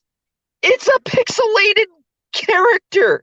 How can you say that people are making? Whoa. It's 3D. She's not pixelated. She's polygons. I'm sorry. That changes everything. I'm sorry. It changes everything. Now we can be sexist against the polygons. Oh my God, this son, I can't believe this is folks, this is from the Independent. I'm not reading it from like comicbooks.com or some rag site. This is a legitimate news source with this dumb like them cunt polygons don't look like Ashley Graham to me. Not realistic. I've seen the same weak arguments everywhere. Oh my God. I'm literally gonna fucking throw this phone. Okay. Anyways, I don't even. Okay, I'll finish this show. People have suggested real women could never look like Abby, when in fact her body is based off of real life CrossFit games athlete Colleen Fawcett. I don't know who the fuck that is. Colleen Roid Rage? That it isn't possible to bulk up in a post-apocalyptic world. Watch The Walking Dead. There's a food shortage. How does this bitch look like Luther Rignall? Whatever. And that she must be transgendered. She isn't. I never assumed that. I never assumed that. She has tits. She has a sex scene. I didn't assume she was fucking transgendered. I assumed she was taking steroids, and I was wondering where she got them in a post-apocalyptic world. Dude, I don't think I'm wrong for that. There's steroids all over the place in a post-apocalyptic world. Like, who's looking for steroids in a post-apocalyptic world. They're just sitting on the shelf. Like everything is over the counter in a post-apocalyptic world. Oh my God, this misogyny has spilled over into real life. It has Oh led to the no. character's voice actor, Laura Bailey, getting death threats while the game's Oh my creators have fucking received. god. I call bullshit. There is not one gamer I believe in this world who has sat there, take the time to find whoever the fuck this is who voiced them and send them death threats. You're full of shit, independent. I don't believe you.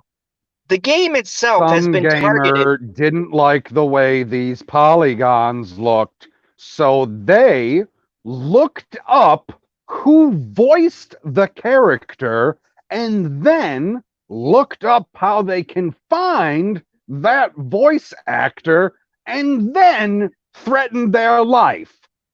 Like, no fucking gamer is wasting the time to do that if they hate the game. They're just moving on to a different game.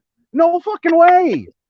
Unless we're talking about like abstract fucking death threats, like, I'm gonna kill the bitch who did this voice. If that's what we're talking about, like as a fucking joke, like, yeah, then she got all kinds of death threats. So did I. I got death threats over The Last of Us. Okay, I'm not going to read this whole thing because it just gets worse, but I want to highlight some things.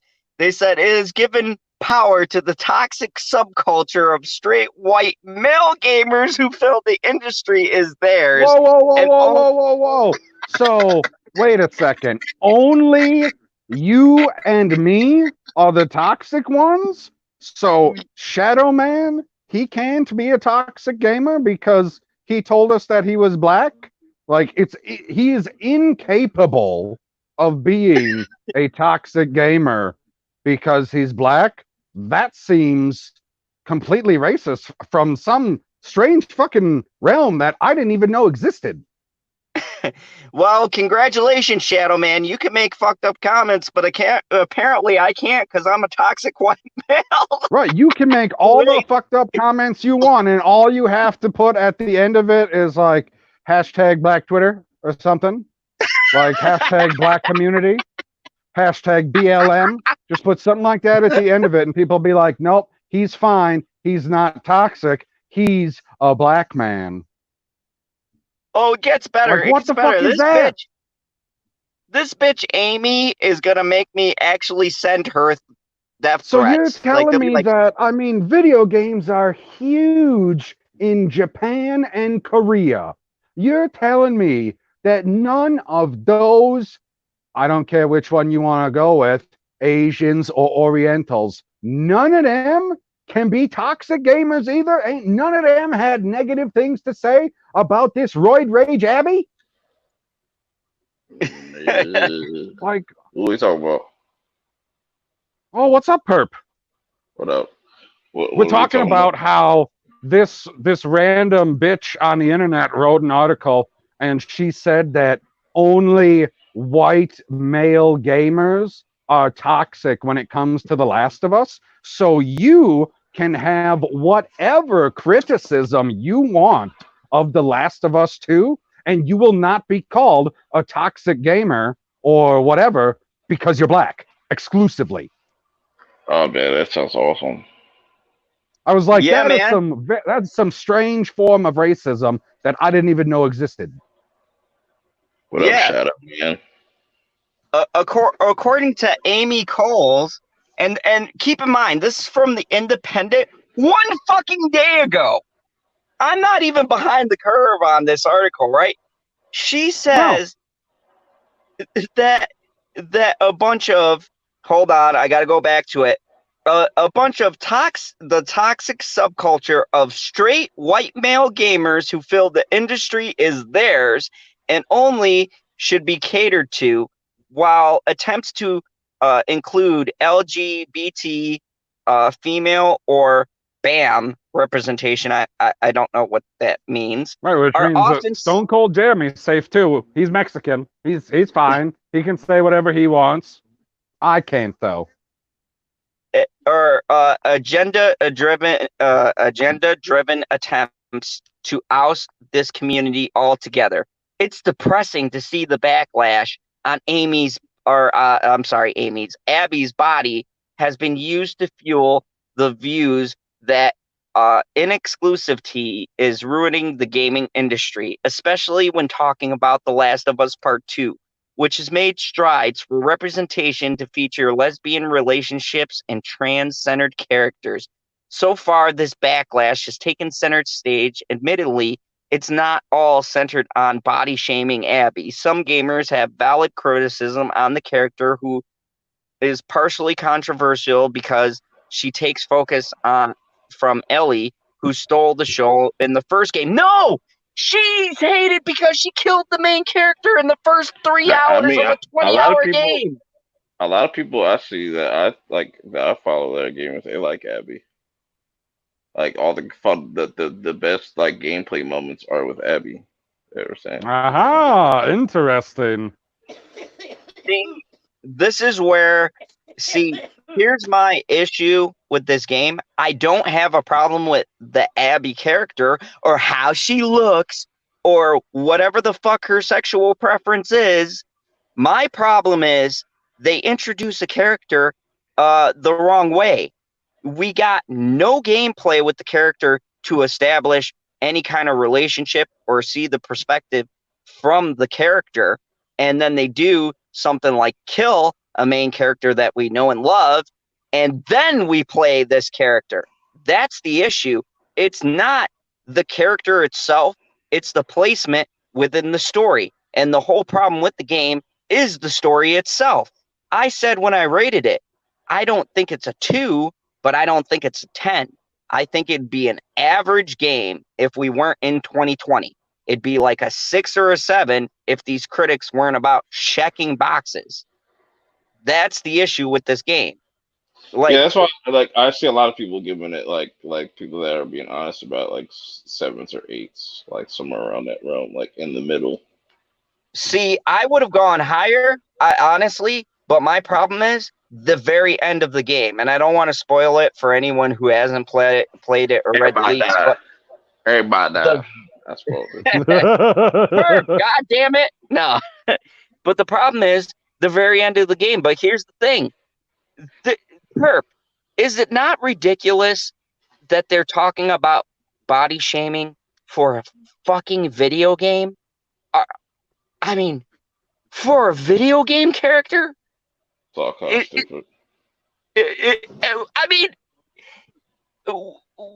I don't even know what to say. Her whole argument is that the internet is body shaming a fictional fucking character. Yep, Wait, are you that's more that's the world. flabbergasted over the fact that people are saying they don't like the way she looked, or that people are calling people out for saying they don't like the way she looked? I'm flabbergasted by both, honestly. Interesting, because I'm only flabbergasted by the one side of it. I mean, Like, because calling somebody out over something that I think is a completely valid opinion.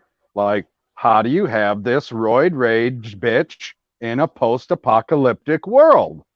Because I know I said earlier, they're easy to find. It's not easy to find steroids when you're walking around a wasteland. It's just not. So to be all beefed out like that takes some fucking effort. Like, Scott Steiner would not look the way he does if this was The Last of But Us. we also got to remember this is a video game, so I know. exactly, perp. Logic So really doesn't when matter. I say her looking like that is ridiculous, for somebody to call me out on that, that is like 4D chess ridiculous. And Shadow Man makes a good point. He says that General Zod's Phantom Zone, the end is ass and makes no sense. Exactly. The end of the game doesn't make sense, and it's pointless. We're kind of like I feel like they just ended it like that because I saw it. It looked like all right. Obviously, they did that to set up a third game. Well, I hope not, because People ain't gonna show up for it. You don't know that. Interesting. They showed up for this one. Yes, they did, because it followed an amazing first game. There's a huge difference. It's like when you make The Last Jedi. Can't compare that. This is The Last Jedi, the video. The Last of Us had one game compared to Star Wars, where they had like a bunch of movies prior to that. Right. I feel like that's. I haven't been able to find something out there that is a fair comparison to this situation, at least as far as people's emotions are considered. Because looking at the numbers, it's a goddamn hit, obviously, right? Yeah. Oh yeah, but we always knew it was. The numbers could be better, but like that's not saying much, because like PlayStation has what, like 100 million, over 100 million units out there, right? And their highest selling game is Spider-Man at 13 million. That's a little weird to me. That number should be a little bit higher. Yeah, that number should be a little bit higher. So that tells that's why I always say, like, do exclusives really matter? But that's a whole other conversation within itself. But the PS4's highest selling game only sold 13 million copies. Mm-hmm. Holy fucking shit! And I just want to point out something. Peter Parker sold those. Straight white male. Just saying. So he must be toxic. But at least he looks the way that he's supposed to. I'm sorry, Perp. I just had to bring that up. No, but here's the thing, though. Games are a niche audience, right? And that game, and I don't know, Perp, you're kind of the expert on this, but I believe it was more the you're good in the world of electronics, but that game, didn't it have really strong word of mouth that carried those sales?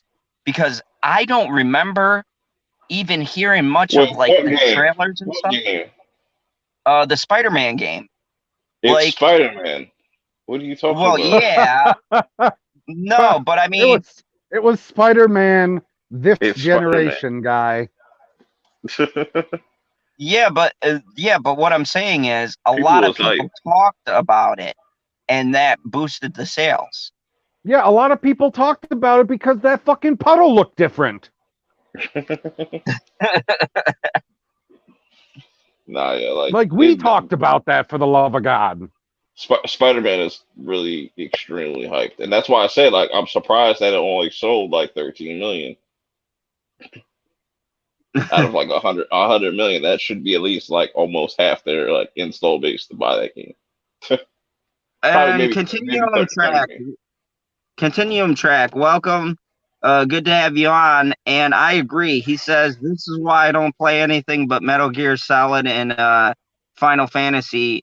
Kudos. I love Final Fantasy. That's my shit right there. My God. Like, okay, Spider-Man sold 13 million copies, and it is the best-selling PlayStation 4 game of all time. Pokemon Sword and Shield just came out in November, so it's only been out for a half of a year. I don't know how many Nintendo Switches total, as in the lights and the regular ones, are out there. It's already sold 17 million. Yeah, I think the Switch installed base, I think they're like 40 or 50 million, so somewhere around the 40s. Oh my God. Okay, I'm just gonna come out and I'm just gonna throw some gas here. Fuck the Switch. There you go. Nah, the Switch is cool. You're a ridiculous guy. Like the Switch. Fuck the Switch and fuck Nintendo. That's all I gotta say. This comes from the guy that plays mobile games. Okay. Hey. Hey, 7 Deadly Sins. How's your strike is killing force? it right now. Hey, I had to take a stand, and I quit Strike Force. I quit Strike Trash Force. I force. made I Yeah, I he spent made $1,000 on a game and then he deleted it. Perp. Bro, you know how crazy we were just talking about that, and that happened to him. Like that's crazy. That's crazy. No, it wasn't taken off. I just quit because they did some fucking Like, SJW shit. I couldn't support it. imagine this for a moment, Jamie Vick. Imagine this for a moment. You go out and you buy yourself a PlayStation 5. It costs, let's say, $500. You get yourself an extra controller. You buy a whole bunch of games. You spend $1,000 on everything together. And let's say it comes to 1,000 total with the tax included. So you buy that one less game. So let's just, it's a round number, right? And you got all that stuff together. And then Sony comes out and says, we support Black Lives Matter and the gay community and every virtue signaling thing in the book. And you take all of that $1,000 worth of stuff and you throw it in the trash. That's what Zod did. No, no. Here's the That's what thing. you did, guy. You spent $1,000 on a mobile game, and then somebody said something that you didn't appreciate, and you're like, "Fuck these guys." Delete. No, no, no. See, you did not watch the video. They It's fucked an hour over. long. Yeah, how Okay, long? so here, so It's so like an here's the hour and story. 20 minutes. So here's the story, and I explain it in the first 5 minutes, pop culture, in my video. But there is a gamer named Casino, okay? He has been the biggest advocate for the company that runs Marvel Strike Force. Well, it was Gay Pride Month, and they came out with a Gay Pride Month thing for the game, okay? So there was a new character, and in X-Men, it's nothing surprising. The character is actually gay, and he was talking about some things that he talks about with his Is gay his name friends and Bobby some Drake? references. No, that was forced, and fuck them for that. But no, this is Nagasaki Teenage Warhead. Anyways, she's a gay character established in the X-Men franchise, but the issue was he was bringing awareness about the stuff that's said in the community as respect towards the gay pride community, whatever, blah, blah, blah.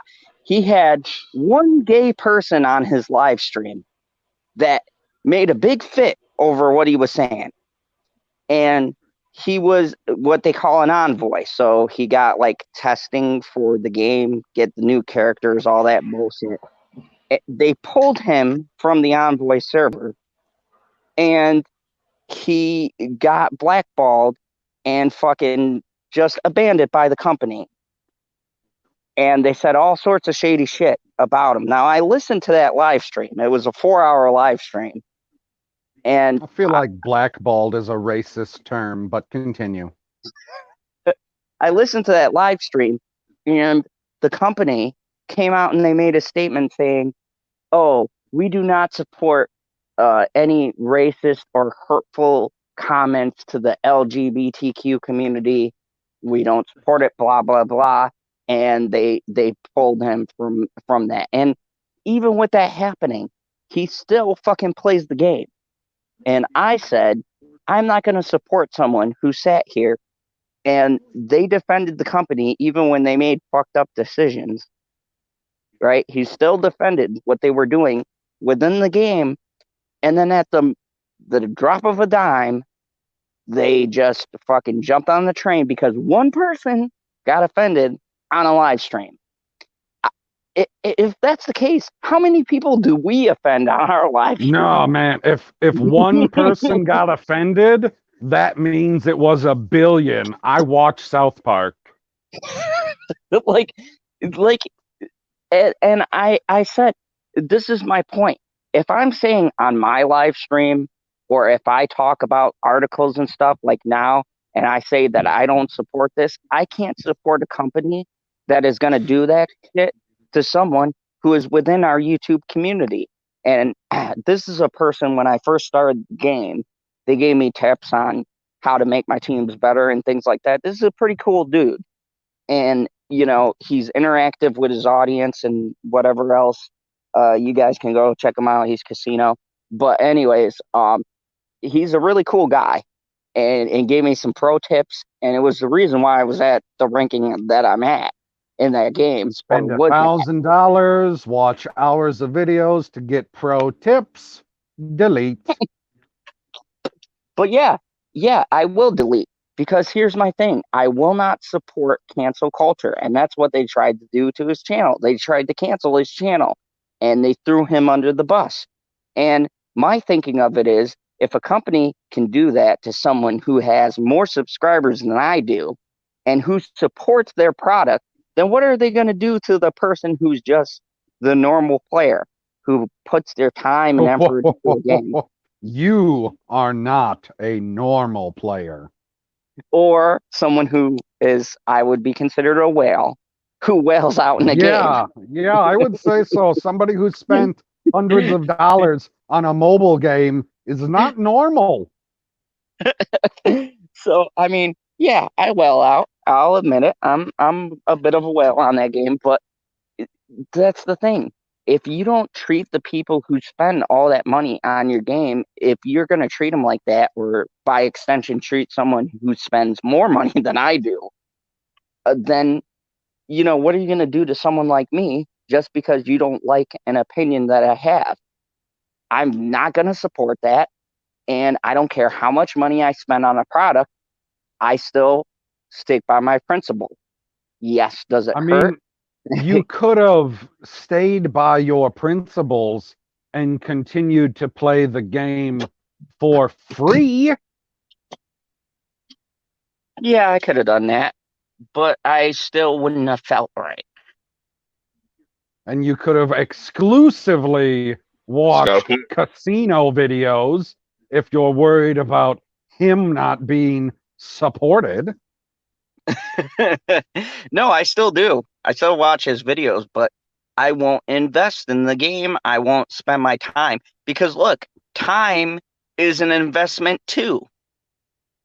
Time and energy. Time is just as important. Look, I'm playing 7 Deadly Sins. They're going to cross over with Attack on Titans. I'm going to spend a fuck of a load of money. I know that time is important, but it's not like you're not doing something else when you're playing the game. Like, I'm sitting here having you watch frickin' Doom Patrol so that you can catch up, and you ain't even watching the show. You're playing the game. And I was like, how are you going to be telling me that you're watching Doom Patrol or you're watching Stargirl and you're playing the game? How are you going to be looking at a different screen? Hey. Like, not everything is said. Terrible. There are things you have to see. Hey, I got all of the context. I understood exactly what was going on. Hey, I think Stargirl's a good show. It's not great. I got to get to the ending, but make a wish. You must never make a wish. I will never make a wish, Perp. Never. There will be no wishes on this channel. Dude, you need to catch up on that, Zod. You need to catch up. Perp was right. Episode 5 might have been, I don't know if it was the best episode, but it was easily in the top 5. I just gotta say that Sex Men, that Perp, man, you were right. That was a while. Me and PB watched that episode. We were like, what the fuck? Yeah, that episode, we're sitting there watching it, and I was like, okay, it seemed like it was kind of like a humdrum style episode for about 40 minutes. And then the sex men show up, and the fucking sex ghosts show up, and I was like, what the fuck is happening? Yeah, that was the greatest episode. And then the sex demon, whatever, he's giving birth to a fucking kid. Yep. And then she put the kid back up. Oh, God. Like, yeah. I was like, what the fuck is happening right now? Yo, Doom Patrol is wild. That is the best DC Universe show right now. Dorothy was about to shank Danny. I was like, damn, yo, this shit is getting dark as fuck. Like, But Getting good. speaking of getting dark, no, that's a terrible that's racist. segue. That's racist. Um, I just had to think about that. That was a horrible segue. I apologize. This is why I'm going to be canceled one day. We're going to talk about Halle Berry. Shame. Oh man! Like we were talking about Doom Patrol being dark, and then Perp was right. That was racist. So Halle Berry pulls out of the running to play a trans character in an upcoming film. This is another fucking stupid people Was she attacking gonna Halle play Berry. a man that was a woman or a woman that was a man? I don't know. Both. Got to read on. She Because initially if she was gonna play a man that was a woman, I am not okay with that, because then that would make me think that I was attracted to a man, because I know that I'm attracted to Halle Berry. Yeah, I would be conflicted too, PB. I'm not gonna lie. I mean, whenever Not okay people for say, me. you know, Halle Berry, the first thing I think of is swordfish. Every time. 100%. She One got a hundred percent. $500,000 for that scene. Oh God, worth it. Anyways, she initially said she was considering the role because I want to experience that world.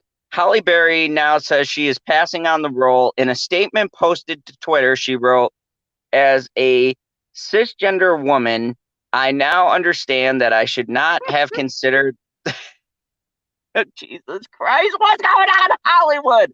Anyways, as a cisgender woman, I now understand that I should not have considered this role, and that the transgender community should undeniably have the opportunity to tell their own stories. I am grateful for the guidance and critical conversations over the past few days, and I will continue to listen and educate and learn from this mistake. She added, "I vow to be an ally, using my voice to promote better representation on screen, both in front and behind the camera. Over the past few weeks, the entertainment industry has seen actors step down from voice acting Whoa, whoa, roles whoa, whoa, whoa, because..." whoa, whoa, whoa, whoa. Hold on, hold on. I don't want to see Halle Berry behind the camera. I want to see Halle Berry's behind on camera. Continue. Over the past few weeks, the entertainment industry has seen voice actors step down from voice acting roles because they don't align with the character's race. The point being that there are nuance and complexities that are being overlooked. Is the same true for cis straight actors who portray queer roles? Halle Berry may have been the answer to the question soon, apparently, because she appears set to portray a trans character for her next film. She was thinking of playing a character where the woman is a trans character. So she is a woman that transitioned into a man. Very real during an Instagram live story with hairstylist Christine Brown. She's a character in a project I love that I might be doing. She Okay, then I added. can be down for that, because then I can be attracted to her until she puts a dick on. That's what I want to experience and understand and study and explore, continued Barry. It's really important to me to tell stories, and that's a female story. It changes to a man, but I want to understand why and how that is. I want to get into it. So those were previous comments that were amended because then she stepped down from the role. Do these people not get that this is acting? They're not trans, they're acting a role, they're actors or actresses. Why the fuck is this an issue?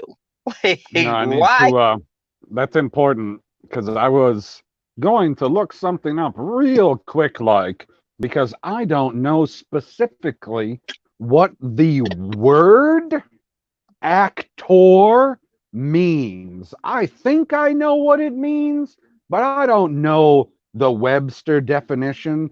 So I'm going to look it up here and then I'm going to read it off. And then we're all going to know what actor means. And then we're going to try and understand why in the fuck you need somebody that's like something to act like what they're portraying in whatever the fuck they're in. Because if that's the case, how the fuck is anybody supposed to be anything other than what they are? And why do we watch anything that's fictional? We should just all be watching reality television then.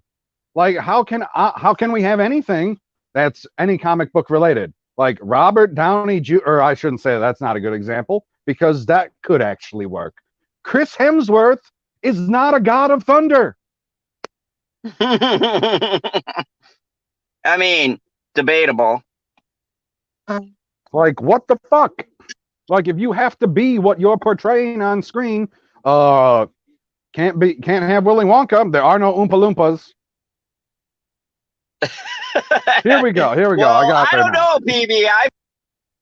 Well, then, no, we don't have. Well, you're right. If Donald Trump had a midget with his same skin tone, then we could have Oompa Loompas. But he doesn't have any midget children with his same skin tone, so we don't have any real Oompa Loompas. Anyway, the definition for actor is a person whose profession is acting on the stage, in movies, or on television. A participant in an action or process. Oh, fuck. Now I got to look up the definition of acting. God damn it. Thanks, Google. Thanks for making more work for me. Unbelievable. You're supposed to vamp while I'm looking stuff up, guy.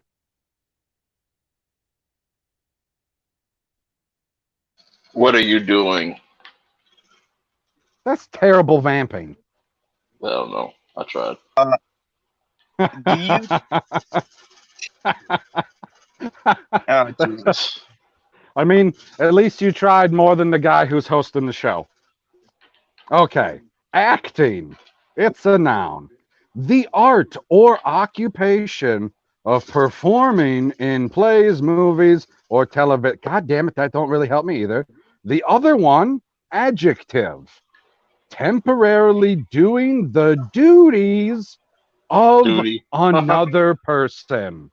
Okay? And they don't mean taking somebody else's shit.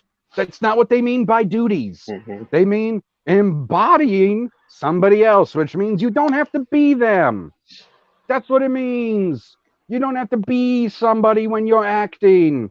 Like, I can go on TV and I could portray gay Batman.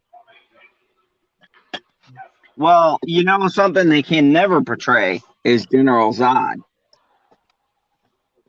No, they got him right twice. Like, he is in 2 movies, they got him right twice. You want to know how I know that? He died both times. He did not die. He fell down a pit. We don't know if he's dead. Oh, he dead, man. Like, he totally dead. Like, you tell me that Superman grabs your nipple and twists, you ain't dead? I'm fucking dead. No, it's just the world's most painful titty twister. Yeah, he twisted your nipple the fuck off. He's Kryptonian too. Sure he is. Anyway, these people piss me off. They're actors. Take whatever fucking role you want. Yeah, I understand if you're a black person, it's kind of hard for you to play George Washington in a play. Although they do Hamilton, and he's a fucking black guy now, so I guess anything's fucking fair game. So who gives a shit? Like, nobody's upset that Hamilton's a black guy, are they? Everyone's like, Hamilton's fucking great. But if you aren't fucking gay and you're playing a gay character, that's a problem.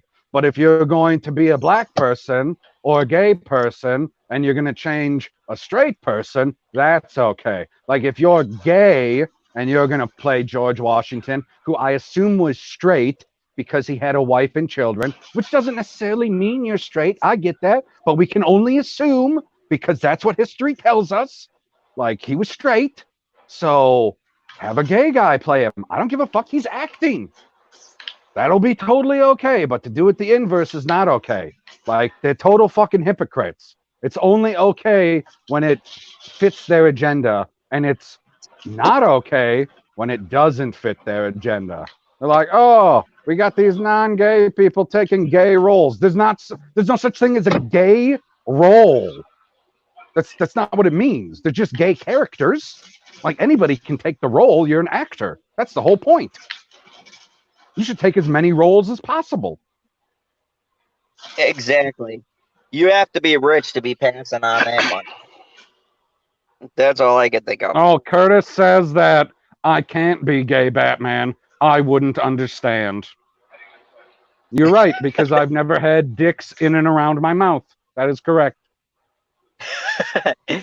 Speaking of ridiculousness coming from actors. Oh, Stone Cold Jeremy said a Kryptonian that had his powers stripped. See? He's fucking dead. He's not dead. He's alive.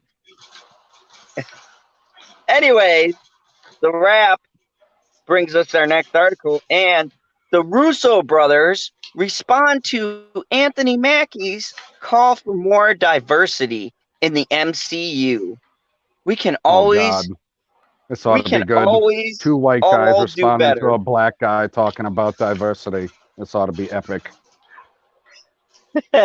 Avenger Endgame's directors Joe and Anthony Russo responded to recent comments made by Falcon actor Anthony Mackie, which he criticized the diversity behind the scenes in the Marvel Cinematic Universe.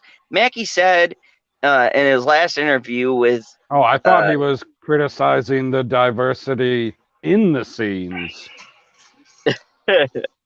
with David Diggs, as part of Variety's Actors on Actors series, that it's more racist that Black Panther is the only Marvel movie with a black cast, director, and crew. I think we can always do better at diversity consistently in business. Wait, hold on. I got a question. I got a question for both of you. Did you know that Black Panther had a black crew? No. Yes. But I didn't fucking care. You knew that, Perp? Yes, because that's the first bit of information we got about that movie. Was that it was shot entirely by black people? Yes, it had like a 90-something% black, all, like, people working on there. Like 90% of them. Yeah. Like, so it was filmed in Africa and they just picked up a bunch of locals? Wakanda for life. I didn't know. Continue. I think we can always do better at diversity consistently in business and every facet of every industry. So he's not wrong at all, Joe Russo said in a podcast with Movie Mixer, though he was unfamiliar with Mackie's specific comments. So I think that we all have to work harder to keep endorsing and supporting. That is funny shit. I agree with him. I don't know what he said, though. We have a ton of respect for Anthony Mackie. He's not only an amazing actor, but he's an amazing person. And we love our collaboration with him. He's a very smart guy. Anthony you know, hold on. You know what that sounded like, PB? It sounded like Ray Fisher for a moment.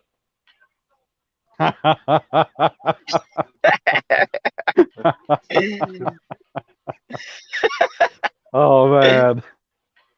Mackie made his Marvel debut in Captain America: The Winter Soldier, and he's since appeared in 7 different Marvel movies, including the Avengers sequels directed by the Russo brothers.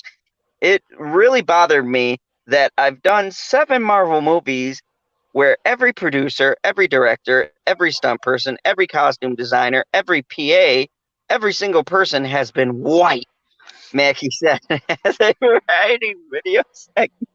Oh, but then when you do Black Panther, you have a black director, black producer, black costume designer, black stunt coordinator. And I'm like, that's more racist than anything else.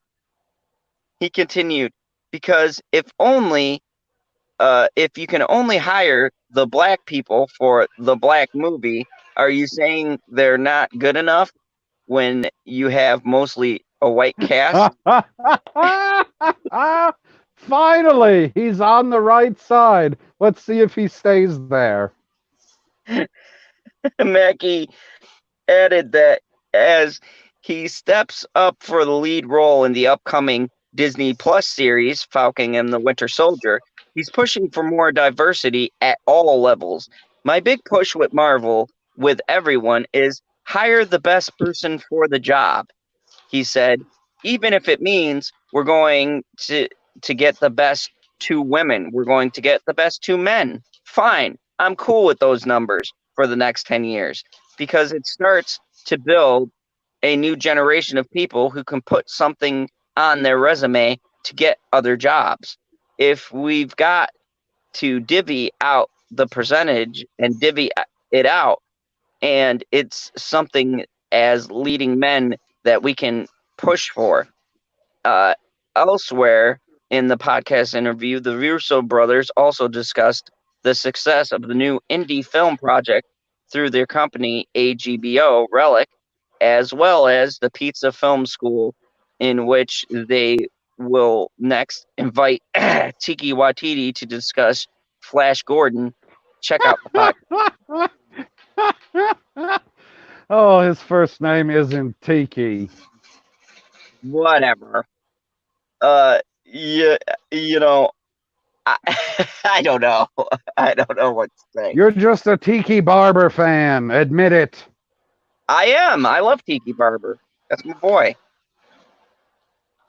Whoa. One of the best running backs. Whoa. One of the best running backs ever.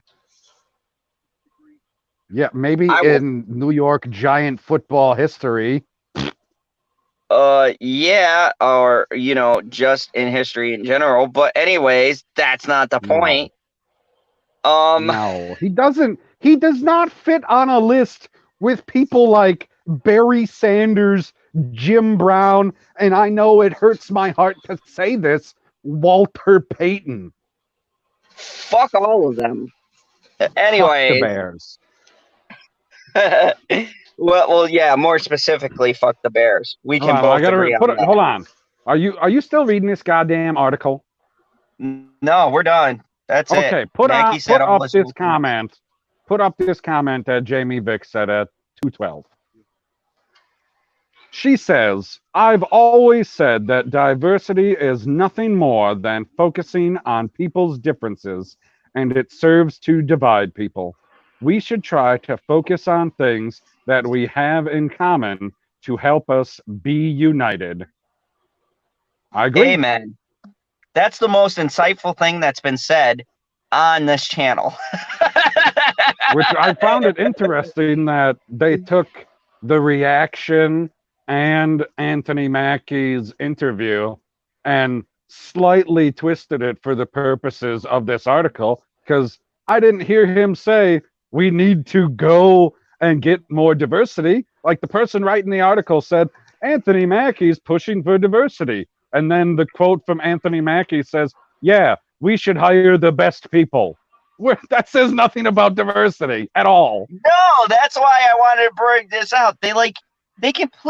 He was saying that, yes, there was a whole black crew for Black Panther, but that doesn't necessarily mean it was the best people for the job. We need to hire the best people for the job. Whether they're black, white, Asian, male, female, What are you doing, Perk? Y'all can hear that? Yes. Yes. I'm just playing a video game. I was waiting for the game to load.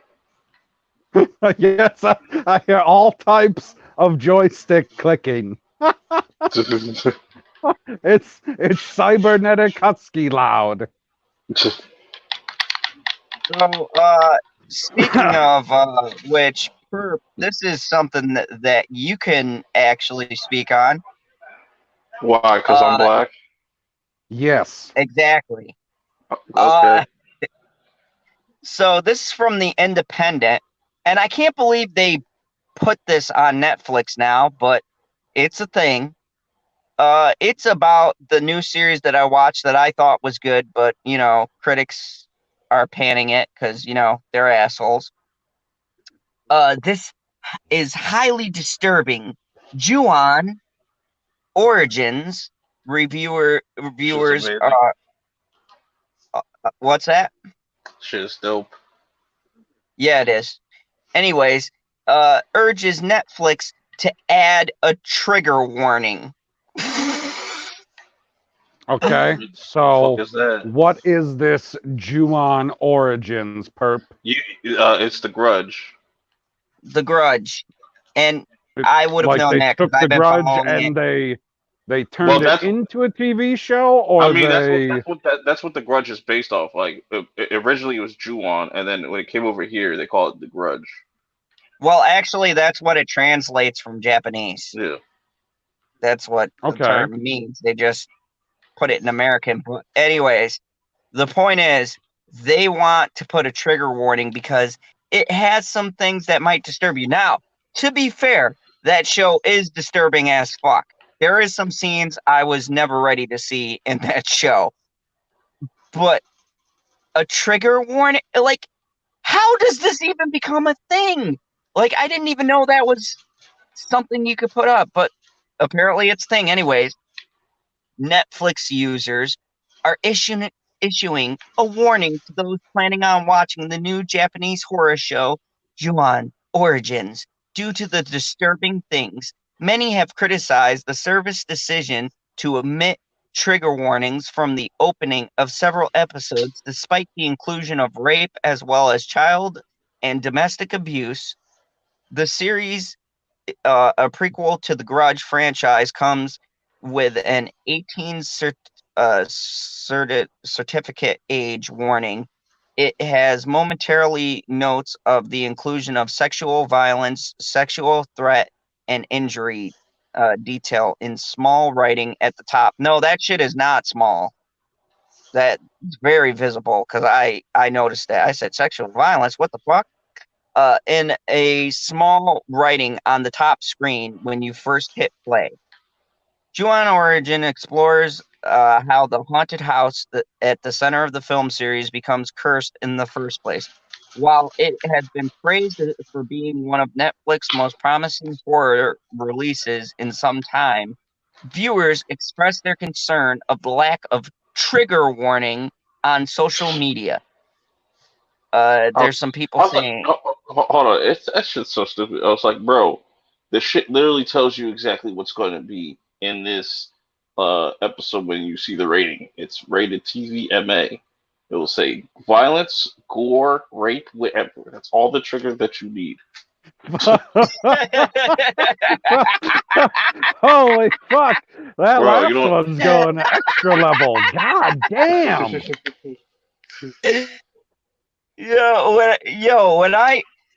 There are shows, okay? There are shows on Netflix where they literally put smoking.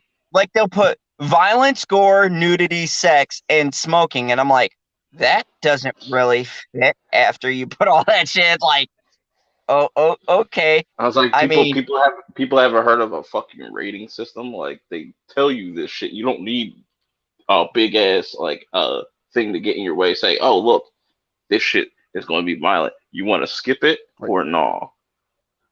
It says like, TVMA. That's the thumbnail that they use, and people need a trigger warning. people are so It's fucking like stupid. you're about to watch a Red Band trailer. You're like, oh man, this shit was so violent. It's a fucking Red Band trailer. Like, So yeah. is The this first show supposed to be directly connected to the movies, or is it no, it's its own a thing. different It's its own. take? Yeah, it's its own thing. Well, it's connected to more, I'd say, the first movies than it would be to the American version. The Yeah, American version is slightly different, but the first movie's most definitely because I you own the first ones. you should check it out, PB. It's only 6 episodes. Yeah, they're about Oh, 40 and they're minutes. only freaking half an hour. Well, 26 to 30 minutes, roughly. Yeah, like Oh, you could. really? It's literally like a movie. Oh, yeah, it's Yeah, great. man.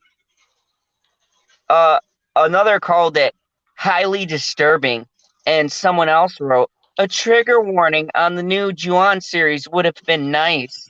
One viewer heaped praise upon the series, but warned that it has a lot of triggering topics and imagery and a lot of gore. So I only watch it if you think you'd be all right with it. The So, hold on, follow-up question, because I'm not overly versed in Hold, Netflix as hold much on, as you two. Are there trigger warnings for any other shows on Netflix? bro. There's a movie on Netflix right now. It's probably been on there for a few years now, called Love. I'm not gonna spoil nothing, but Love? it's practically a porno. Like, which is really sucking dick and all that shit in there. Like, there's no trigger warning for that. yeah, yo, yeah. It's a great movie. What about those? I actually wandered into a weird section of Netflix. I don't know how the fuck it happened. I was Sure looking up you something. did. Sure you wandered into it by searching. Continue. No, I was searching for Just something else in these continue. other movies. Anyways, so it was like a whole subsection of like lesbian LGBTQ community movies and all Yeah, this I knew shit. you searched for lesbians. The warmest color is blue. That's my shit. That's that lesbian shit. That bitch is really And be I was, eating pussy and shit in there. yeah, I was like, yo, how does this not? They got like the label just nudity and something else, but there was like they were going at it. Like I was like, yo, am I watching like an actual porn? And that was there was no trigger warning there. That was cool. Mm-mm. So like this is so I don't fucking want. Okay, ridiculous. the only trigger warning that I guess would be legitimate for any TV show, and this is for health purposes only, is for like anime or anything that's doing flashing stuff for people that have epilepsy when it says this might cause epileptic seizures in people Yeah. that have tendencies, so be careful. That's the only trigger warning that I want in a show.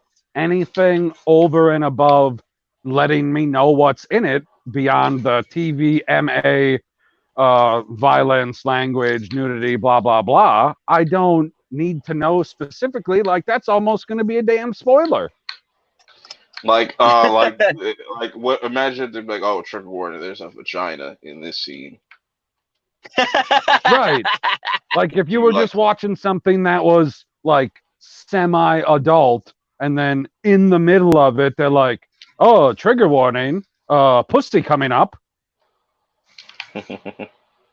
Be like, what's going on here? Why am I having to click a button while I'm watching something? Why do I have to go through this extra level when I'm an adult? We're talking about adults, not children that are leveling these comments and saying, I needed a trigger warning for my TV show. This is a fucking adult. Are you kidding me? Like, you like looked at what it looked like, you read the fucking info, you started watching it, and then you're like, oh my God, it was scary. Why didn't you tell me it was scary? There are adult themes. Oh and here's the thing, it's not like if your kid is watching Ju-on Origins, then you are a terrible parent, and that has nothing to do with no. Yep. Netflix. Like, I'm sorry. Like, In any aspect, you letting your kid watch this show? I haven't watched it at all. All I've done is read the first 3 summaries of the first 3 episodes, looked at the thumbnails, looked at the thumbnail for the like Netflix or whatever, and that's it. That's all I've seen of it. That's all I know of it. It's not for bro, kids. that Like, that what the first fuck? episode, that first episode is so fucked up. Episode, wait, yeah, I was just saying it's not spoiler, but like episode 4, bro. Oh my God, Perp. Oh Jesus, that was hard for me. Cause people were telling me like, yo, wait till you get to episode 4, wait till you get episode 4. I was like, man, y'all gassing this shit up. It's not gonna be all that, blah blah blah. And I was like, oh shit. Yo, Interesting. Jesus Christ. if Okay, that's well, the I know one what I'm I'm thinking clicking of, on as I soon was as we like, get done with this stream. Yeah, like that's why I stopped watching Warrior Nun because I completely forgot that was out. I was like, oh shit, I I gotta stopped stop. watching Warrior Nun because there's not enough war. True. but speaking of Netflix, I do want to, take some shade off a bit and let's talk about something hype. Cobra Kai Season 3, Netflix release date and what to expect. Is this Fuck official? yeah, it's official. It's an Now, if I The exciting guy time. who makes the if I get off show the street, tweeted it out. hold on. Did Netflix officially tweet this out? This is on what's new on Netflix. This is from Netflix site. Yes, Cobra Kai. It's an exciting time I for don't Cobra believe Kai it. fans with the series He, moving to its home, Netflix. The Perp, fantastic I'm gonna martial give arts. you. Hold on, I'm gonna give Perp before you get him overly hyped. They don't give you an exact date, but they give you a release by date. That gives me nothing. It means you're uh, gonna see it before September 22nd. yep. That better happen, or else I will The kill Zod. hey, this is coming from Kill the Head of Netflix. I ain't got nothing to do with this. I'm just Nah, reporting you're the one that said, "Oh, this is breaking news." it. You break your neck, you're gonna get your neck broken again. The fantastic martial arts drama was a surprise hit and beloved by millions of fans. True. Already worldwide. True. Keeping on track with everything you need to know about Cobra Kai Season 3, including what to expect, casting news, trailer updates, and Netflix release date. Cobra Kai is an American martial arts created series or drama created by Josh Halle and John uh, Hurwitz Hayden. I ain't saying that last name. The series is a continuation of the Karate Kid films and takes place 34 years after the events of the Karate Kid. Uh, this is just the synopsis. What is Cobra Kai Season 3 coming to Netflix? The expectation is that Cobra Kai Season 3 will be coming to Netflix by the end of the summer. After the series co-creator John Hurwitz was asked the question on Twitter, um, summer doesn't come out on the official end until September 22nd. So at the time of writing, there was still over 2 months until Cobra Kai is expected to arrive. At least Cobra Kai will be coming to Netflix 2020. Why is it taking so long for Cobra Kai to arrive on Netflix? There is a lot of work to be done before Cobra Kai releases onto Netflix. Netflix is currently in the process of developing dub for over 30 different languages for Cobra Kai, as YouTube only previously provided the Hindi dub. Netflix is making sure that every episode of Cobra Kai will be fully accessible to all audiences around the world. Dubbing for over 30 languages That's takes big. a significant amount of time. It will hopefully be ready and completed soon. Since the news broke that Cobra Kai is moving to Netflix, we've learned that there's lots of marketing yet to be done for the series. Interviews, photo shoots, trailers, and much more will take an extensive time to produce. Let's just hope I'll be complete it will be completed by the end of this summer. Uh, when is the first and second season coming to Netflix? Judging by the comments from John, we could expect to see the first and second season arrive this summer, but there's no official confirmation from Netflix yet. Many under the assumption that the season of Cobra Kai will arrive on the same date, but that it might not be the case. That's the potential that Netflix will drop the first and second season of Cobra Kai first and then release third season soon after, allowing subscribers to tune in to the first two seasons may generate even more anticipation for the third season. Not to mention, this would give the production and marketing teams time to complete the finishing touches for the third season. The future of Cobra Kai. Despite having the students' best interest at heart, Johnny Lawrence has lost the loyalty of the Cobra Kai students. Creasy has taken over ownership of Cobra Kai, which is bad news for everyone. Many of the dojo students hated Miyagi-Do prior to the school fight, and now all of them are nothing more than revenge for what happened to Miyagi. With Creasy's unconventional violent method and tutelage, expect to My see God, more did he really just say ruthlessness. that, Perp? Mm. Chrissy? I'm still Crease. a little tipsy. Crease. So anyway, A little? You're okay, a lot. lot. Miguel's future is unknown. Miyagi Dojo's future is unknown. The rest of this shit is unknown. This is just speculation. But basically, I don't want to read any of that because You just got I my don't want whole to spoil it. hopes up. But basically, it is coming to Netflix. It will be in September of this year. I bet So it better be. hey, perp. I just report it, okay? We know Netflix definitely got it. They're definitely making it. So it's your Netflix life that's on the line if it doesn't come out that day, and they say, "Hey, Yep. If it delay." comes out September 23rd or later, neck snap. with a headshot. Double tap. Yeah, So, make sure you did. perp, what do you think that this is a pretty good choice? Switching to Netflix on the series. Absolutely. I mean, the production value. Netflix puts money in their shows. How many seasons do you think this is going to go on? You know, they're going. Well, they were talking about they can make spin-off series, so they can extend this. Like the original series can go like 5, 6, and then like they can do other spin-offs and stuff. So An they can extended make Karate Kid universe. I'm down. with the budget they have now, and especially after season 3, it's definitely going to have a lot bigger a much bigger following. So it's definitely a smart move, because if anybody would have gotten Cobra Kai, they were going to be very successful. Like if Disney got their hands on Cobra Kai, which I wouldn't have liked, but yeah, this is a big win for them, because Netflix, and this is what I want from HBO Max and Disney Plus. Like they're sitting there announcing, they don't even got they're just sitting there dropping trailers and be like, all right, this is coming out in 2 weeks, this is coming out in 3 weeks, this is coming out next week. But they're just dropping stuff. Yeah, man. Like they've made some surprising stuff. The end of this month, I still got to do my trailer reaction, but the War for Cybertron comes out. I can't fucking wait. I'm super hyped for that.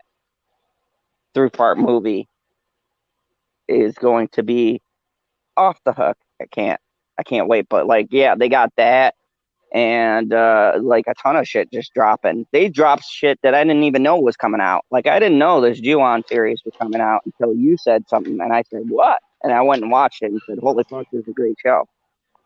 Yeah, it's really dope. So I mean, Netflix is still in the game. Like this bullshit that like, oh, Netflix is losing money and stuff. You guys are crazy. They're making And moves, man. and they just like announced their the last season for Ozark too. Like I was like, damn, that shit's crazy. Crazy marketing. That's what I said. Really good Yo, marketing. after the last scene of that Ozarks, I don't want to spoil it, but after that, yo, you can't tell me that's like not one of the best shows. When I saw that, I That's said what I I'm see saying. one Like for Netflix has just got this heat, and I'm just like kind of dabbling into Dark, because I hear good things about that. That's a German series that's getting like crazy buzz and stuff. That's just ended. I mean, Netflix has a foreign brand. I watched this show, More Human or something Hmm. like that. That was a foreign show. It was really good. So, I'm watching. or Canadian or something. Japan sinks 2020. It's a weird one. It's pretty dope though. It's fucked up too. It's by the same people that made Devilman Crybaby. Ooh, I may have to check that out. But yeah, I mean, Netflix is a big player, so it'll be interesting. Like, this is an exciting time to stream. We got HBO Max making some big moves. We've got Netflix, Amazon Prime coming out with a bunch of stuff. Uh, I I'm mean, I HBO know. Max would be making more big moves if they wouldn't be wasting $30 million. Yeah, Hey, like hey, I know you probably talked about the whole Gotham thing that they're working on for HBO Max. I think that those are the type of announcements I want to hear. I was like, yeah, even though I don't want them to completely focus all on DC stuff, I want a mixture of different other things. Like I see, don't want it that's where just to we be filled with disagree. DC They stuff. need to solely focus on DC. No, they all they need to do is take their DC universe, add a couple more shows, and then inside of HBO Max, they can have their DC Nightwing. Ooh, yes, I definitely agree with that. So, I'm just gonna skip past an article here because it's too Thank fucking long, and fucking then God. You had fucking seemed like goddamn 20 fucking articles. One of the articles I clicked on, I opened it up and I started scrolling and I started scrolling and the article was so fucking long, my phone couldn't load up all of the article before I got to the bottom. And I said, he better not be reading this whole fucking thing. We better only be talking about the topic because I ain't sitting here through all that shit. And it's already fucking 2:37 in the morning, 3:37 perp time. My God. So we're on the last thing now? yes, yes. Because I gotta bring this up because I have some mixed feelings about this, and bear with me, What the crowd, because I'm gonna Wonder say Years? no. I'm gonna say something No, he that might loves the throw some. Wonder Years. Oh yeah, Wonder Years are great. But anyways, um, It's all white. so I want to talk about the new swimsuit edition of Do Sports we have to? Illustrated. Yes, because What growing up, Sports Illustrated was great. I look forward to the swimsuits. Are But you here's the big thing. are you There's, getting there's this this? Are you getting this one that has the first trans on it? fuck yep, no, man. yes, the new Sports Illustrated issue for the women's Sports Illustrated has the first ever Wait, transgender. that's why that bitch looks so fucking ugly to me, because she's a man?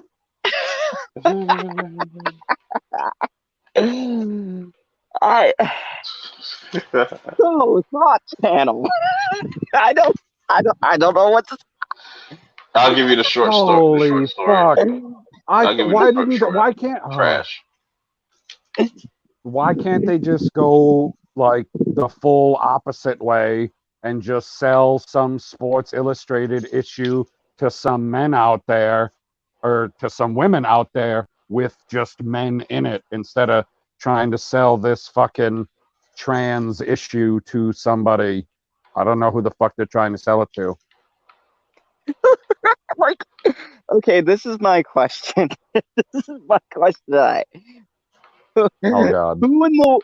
Who in the world wrote into Sports Illustrated and said, you guys have done every kind of thing. You're really trailblazing here. You've had every nationality, but you know what would really put you over the top? You need the first ever Putting transgender. a dick on the cover. Well, I mean, I guess they could take it actually one level further. Like, they have a trans, but have they ever had a drag queen on the cover? Like, has RuPaul ever been on the cover of the swimsuit issue? Because I'm sure he My could tuck God, I that hope thing not. back in there real tight. I God, mean, I hope not. You know what I'm saying? This is fucking stupid. Why? I even think Let's they go still the made other way. Sports Illustrated. Like, let's put the fatties back on there. You're trying to get people to buy your magazine, which I didn't even know that they still sold, like Sports This Illustrated. is the only one they sell. Yeah, this is weird. No, I'm not kidding you. Like, I don't know the specific numbers, but I know that it's somewhere in the ballpark of the swimsuit issue. Like, I'm pretty sure that Sports Illustrated is a monthly magazine. So the Yep. swimsuit issue is 1 out of 12, and it sells just as many copies total as the other 11 combined, or roughly close to that, because people don't care about normal Sports Illustrated, because if you're going to get your sports information, you'll just, like, if you're going to read it in a fucking magazine or something like that, how many people are doing that? You'll just go to the internet and read that same fucking article 2 weeks earlier. Like, you're not going to wait around to read the article. Like, how many people are going to do that? But the swimsuit issue, like, there's all kinds of younger men that get that, and there's all kinds of older men that get that. There's only a few that are in the middle that are like, you know what? I'm going to just exclusively stick with the internet. Yeah, like if you're competing, like you bring up a great point, right? Physical like sports magazines and things like that are having problems because of the internet and the fact that you can get all the shit earlier than when they can print it, right? But the swimsuit edition has the jump because they can have exclusive stuff. Why, if you can do that, would your selling point be the first trans swimsuit model? What, like, who in the marketing department Dude, thought this I would don't be know, a good somebody idea? stupid. That's the same, I don't know, it goes back to the same thing that we were talking about with the very first thing we talked about tonight with Batwoman and the checking of boxes. The regular people that were going to buy it in the first place are going to buy it anyways. But they think that there's going to be this 100, there's 1,000, there's 10,000 people out there that are like, oh, look at the great thing that Sports Illustrated's doing. They're putting a trans on the cover. I gotta get me that. I wasn't gonna get it before because they were just putting hot chicks on the cover and making me feel bad. But now that they've got a guy on there with his dick chopped off, now I'm gonna get it. This is you know, let me give you an example. And like with Playboy, remember, like, Hugh Hefner's daughter took over that, right? And she started covering up the women on Playboy. You know what happened to Playboy magazine? That fucker fell like a stone. Their sales dropped so dramatically, and I believe Hustler or whatever They dropped and so dramatically, they started uncovering the women. yeah, that they started doing new models again, because she came in and she goes, you know what? We're gonna be more sensitive towards women's feelings. So now we're gonna just put on bikinis. And it's like, guess what? Your father knew one fact. When people buy Playboy, they aren't buying it to see women covered up. I They're mean, not you know, buying it for the articles no matter or how the many people cigarette make, coupon. no matter how many people make those jokes, PB, that's facts. Just like with Sports Illustrated, you know exactly what's on that, and no one's buying the swimsuit edition for this, and I don't know why they think this is the great sticking point. What I don't understand, I've never understood this about anybody at any point in my life when they get all upset with the you shouldn't be objectifying me. You shouldn't objectify people. Why the fuck not? Are you not an object? Are you some esoteric fucking being that isn't actually there? Are you not a real person? Are you not a real thing? Do you not exist? Like, what do you mean you're not an object? You are quite obviously an object. Like, am I not allowed to look at you? Like, we're not living in, what the fuck is that movie, Bird Box? Like, everybody is beautiful in Bird Box. Because you can't look at anyone. Exactly. You ain't see a fucking person. Like, if I wasn't supposed to objectify people, I would not have my eyeballs. None of us would. We wouldn't need them. They'd be like, oh, we just go around feeling and listening, and we just, that's how we do it. We don't see what anybody looks like. We don't see their skin complexion. We don't see nothing like that. You're covered in zits. It doesn't matter. You're beautiful. Could you imagine that? Like, if humans were naturally blind. I think like Daredevil. I think the world would be a better place because there would be no racism. You know what I'm saying? Yeah, if everybody was blind like that, and then all we ever saw was shapes, like literal shapes. Like, yep, there's a person over there. Don't want to walk through them, so I'll walk around them. But I don't know what they actually look like, other than, like, that's a fat person, that's a skinny person. That's all you'll ever know. We probably everybody be walking, or they have some special cars, whatever, that will be self-driving and stuff. So have a bunch of sensors on there, so you don't fuck up and die or some shit. But I could picture the whole world blind. That'd be a movie concept. Right. You heard it here. Perp said some deep shit just right now. Imagine if the rest of the world was blind. What you should do as a person is not exclusively objectify somebody. Like, okay, you've seen somebody across the building, across the bar, across the internet, whatever. Maybe you met online. I don't fucking know. So you saw what they looked like, and now you want to go and talk to them, and now you know what their personality is like. They're funny, they're charming, they're annoying, whatever. Now you know what they're fucking like. You are no longer objectifying them. As soon as you start talking to a person in any fashion, like fucking sign language, like you flip somebody off, you're no longer objectifying them. You've moved on from that.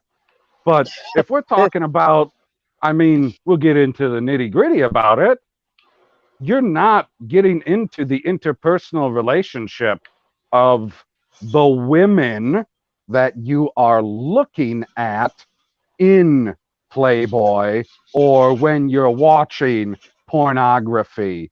You are exclusively using them for the object that they are. You don't care what they're like.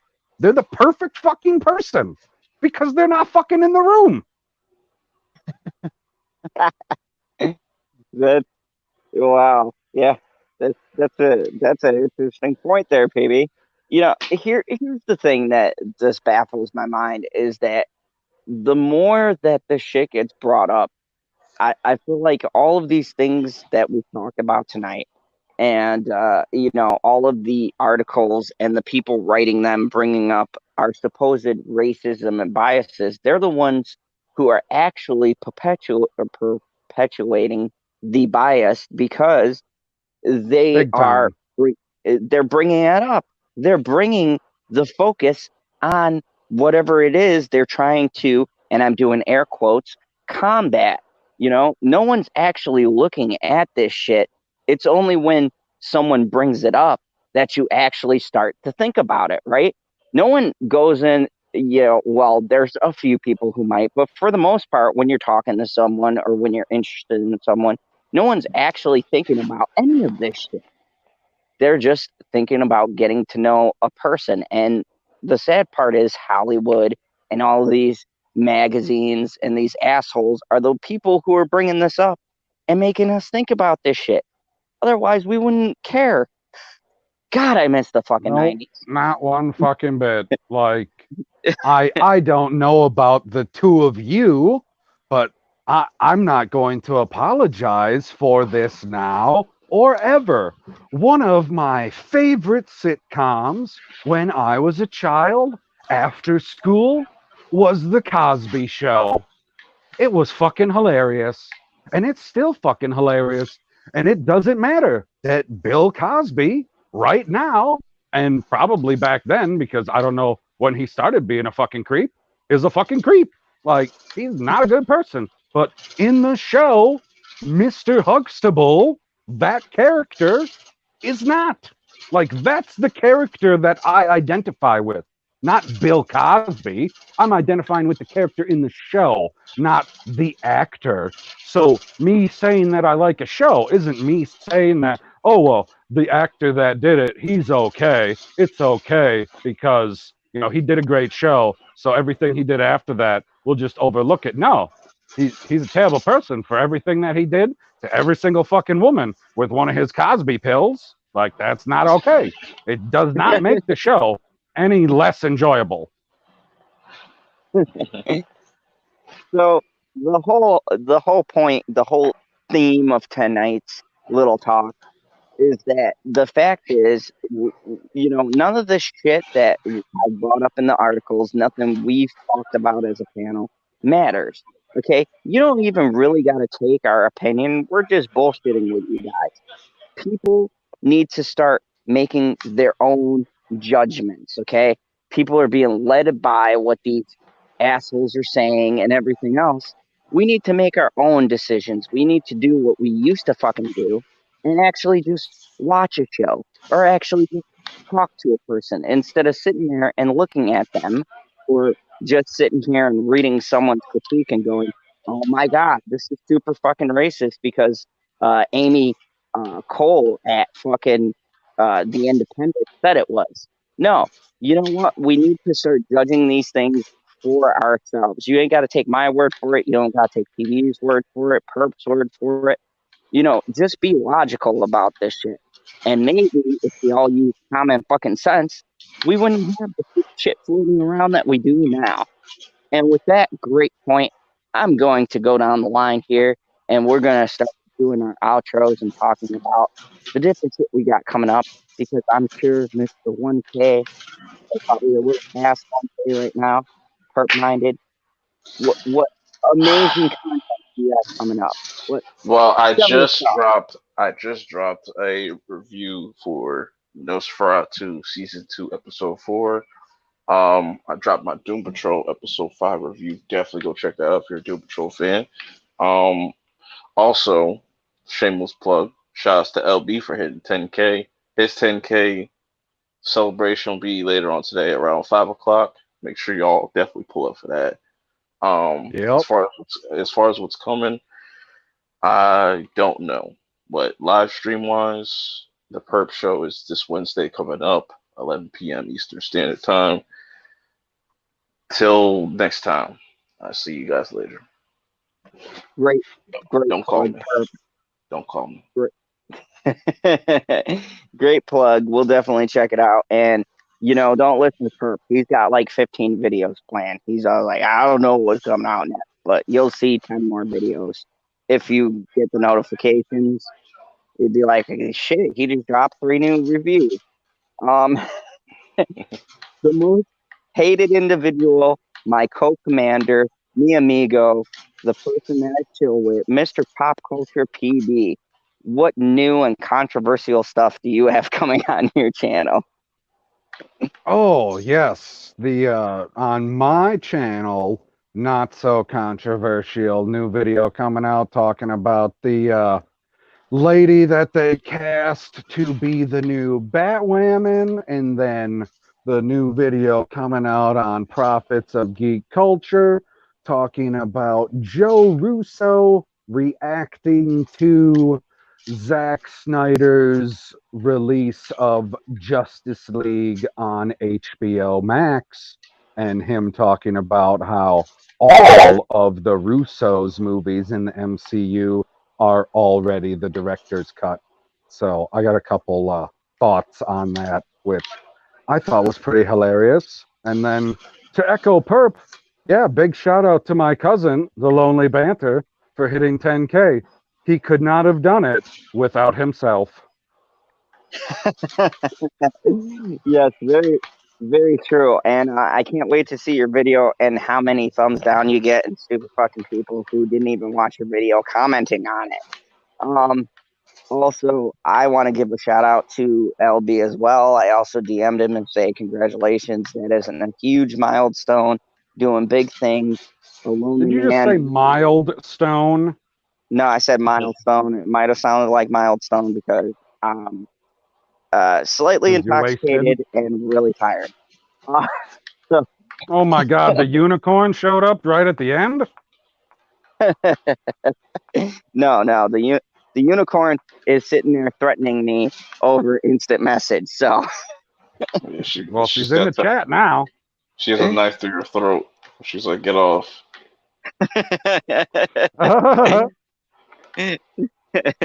But anyways, speaking of which, the unicorn appeared in the chat as we're getting ready to call it. So I she just said that.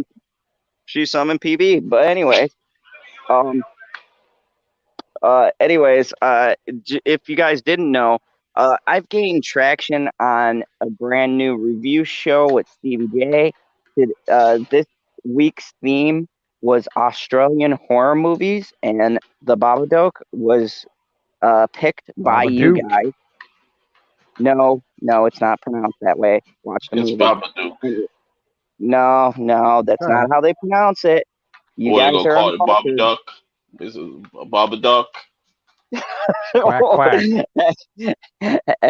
Actually, Babadook? Babadook? actually, in that accent, it kind of sounds like that. But anyways, I mean, I watched it. Me and Stevie J are going to talk about it, and it's going to be great. On that show, we're a little bit more serious. We go in depth with our review. We're going to talk about camera work, the director, the budget, all of that stuff. Definitely join us on Sunday. It's going to be awesome. And every week we'll have a pull up with different movies that you guys get to pick from that we review. So go check that out. I've got a trailer reaction for the final trailer for the War on Cybertron, which comes out the end of this month. So I will What definitely channel's have a that going review. on? That is going to be on my channel. I had done one for the Prophets of Geek Culture. I accidentally put it on my channel, so fuck it. I'm just gonna put it on my channel this time. So, and yeah, so definitely check that out. We're gonna be doing a late night talks tomorrow. You all have a wonderful time, and remember the one and only rule here in the fandom zone. Don't talk to Zod if you see him in the streets. Don't talk to strangers. He might Don't try to talk to kidnap. strangers. He might try to kidnap Oh, you. I thought it was going to be Batwoman has to be black. No. No, Just I was gotta just have gonna. badass. I was just gonna go with Black Lives Matter, but yeah, we'll go with Batwoman has to be black. Everybody have a good night.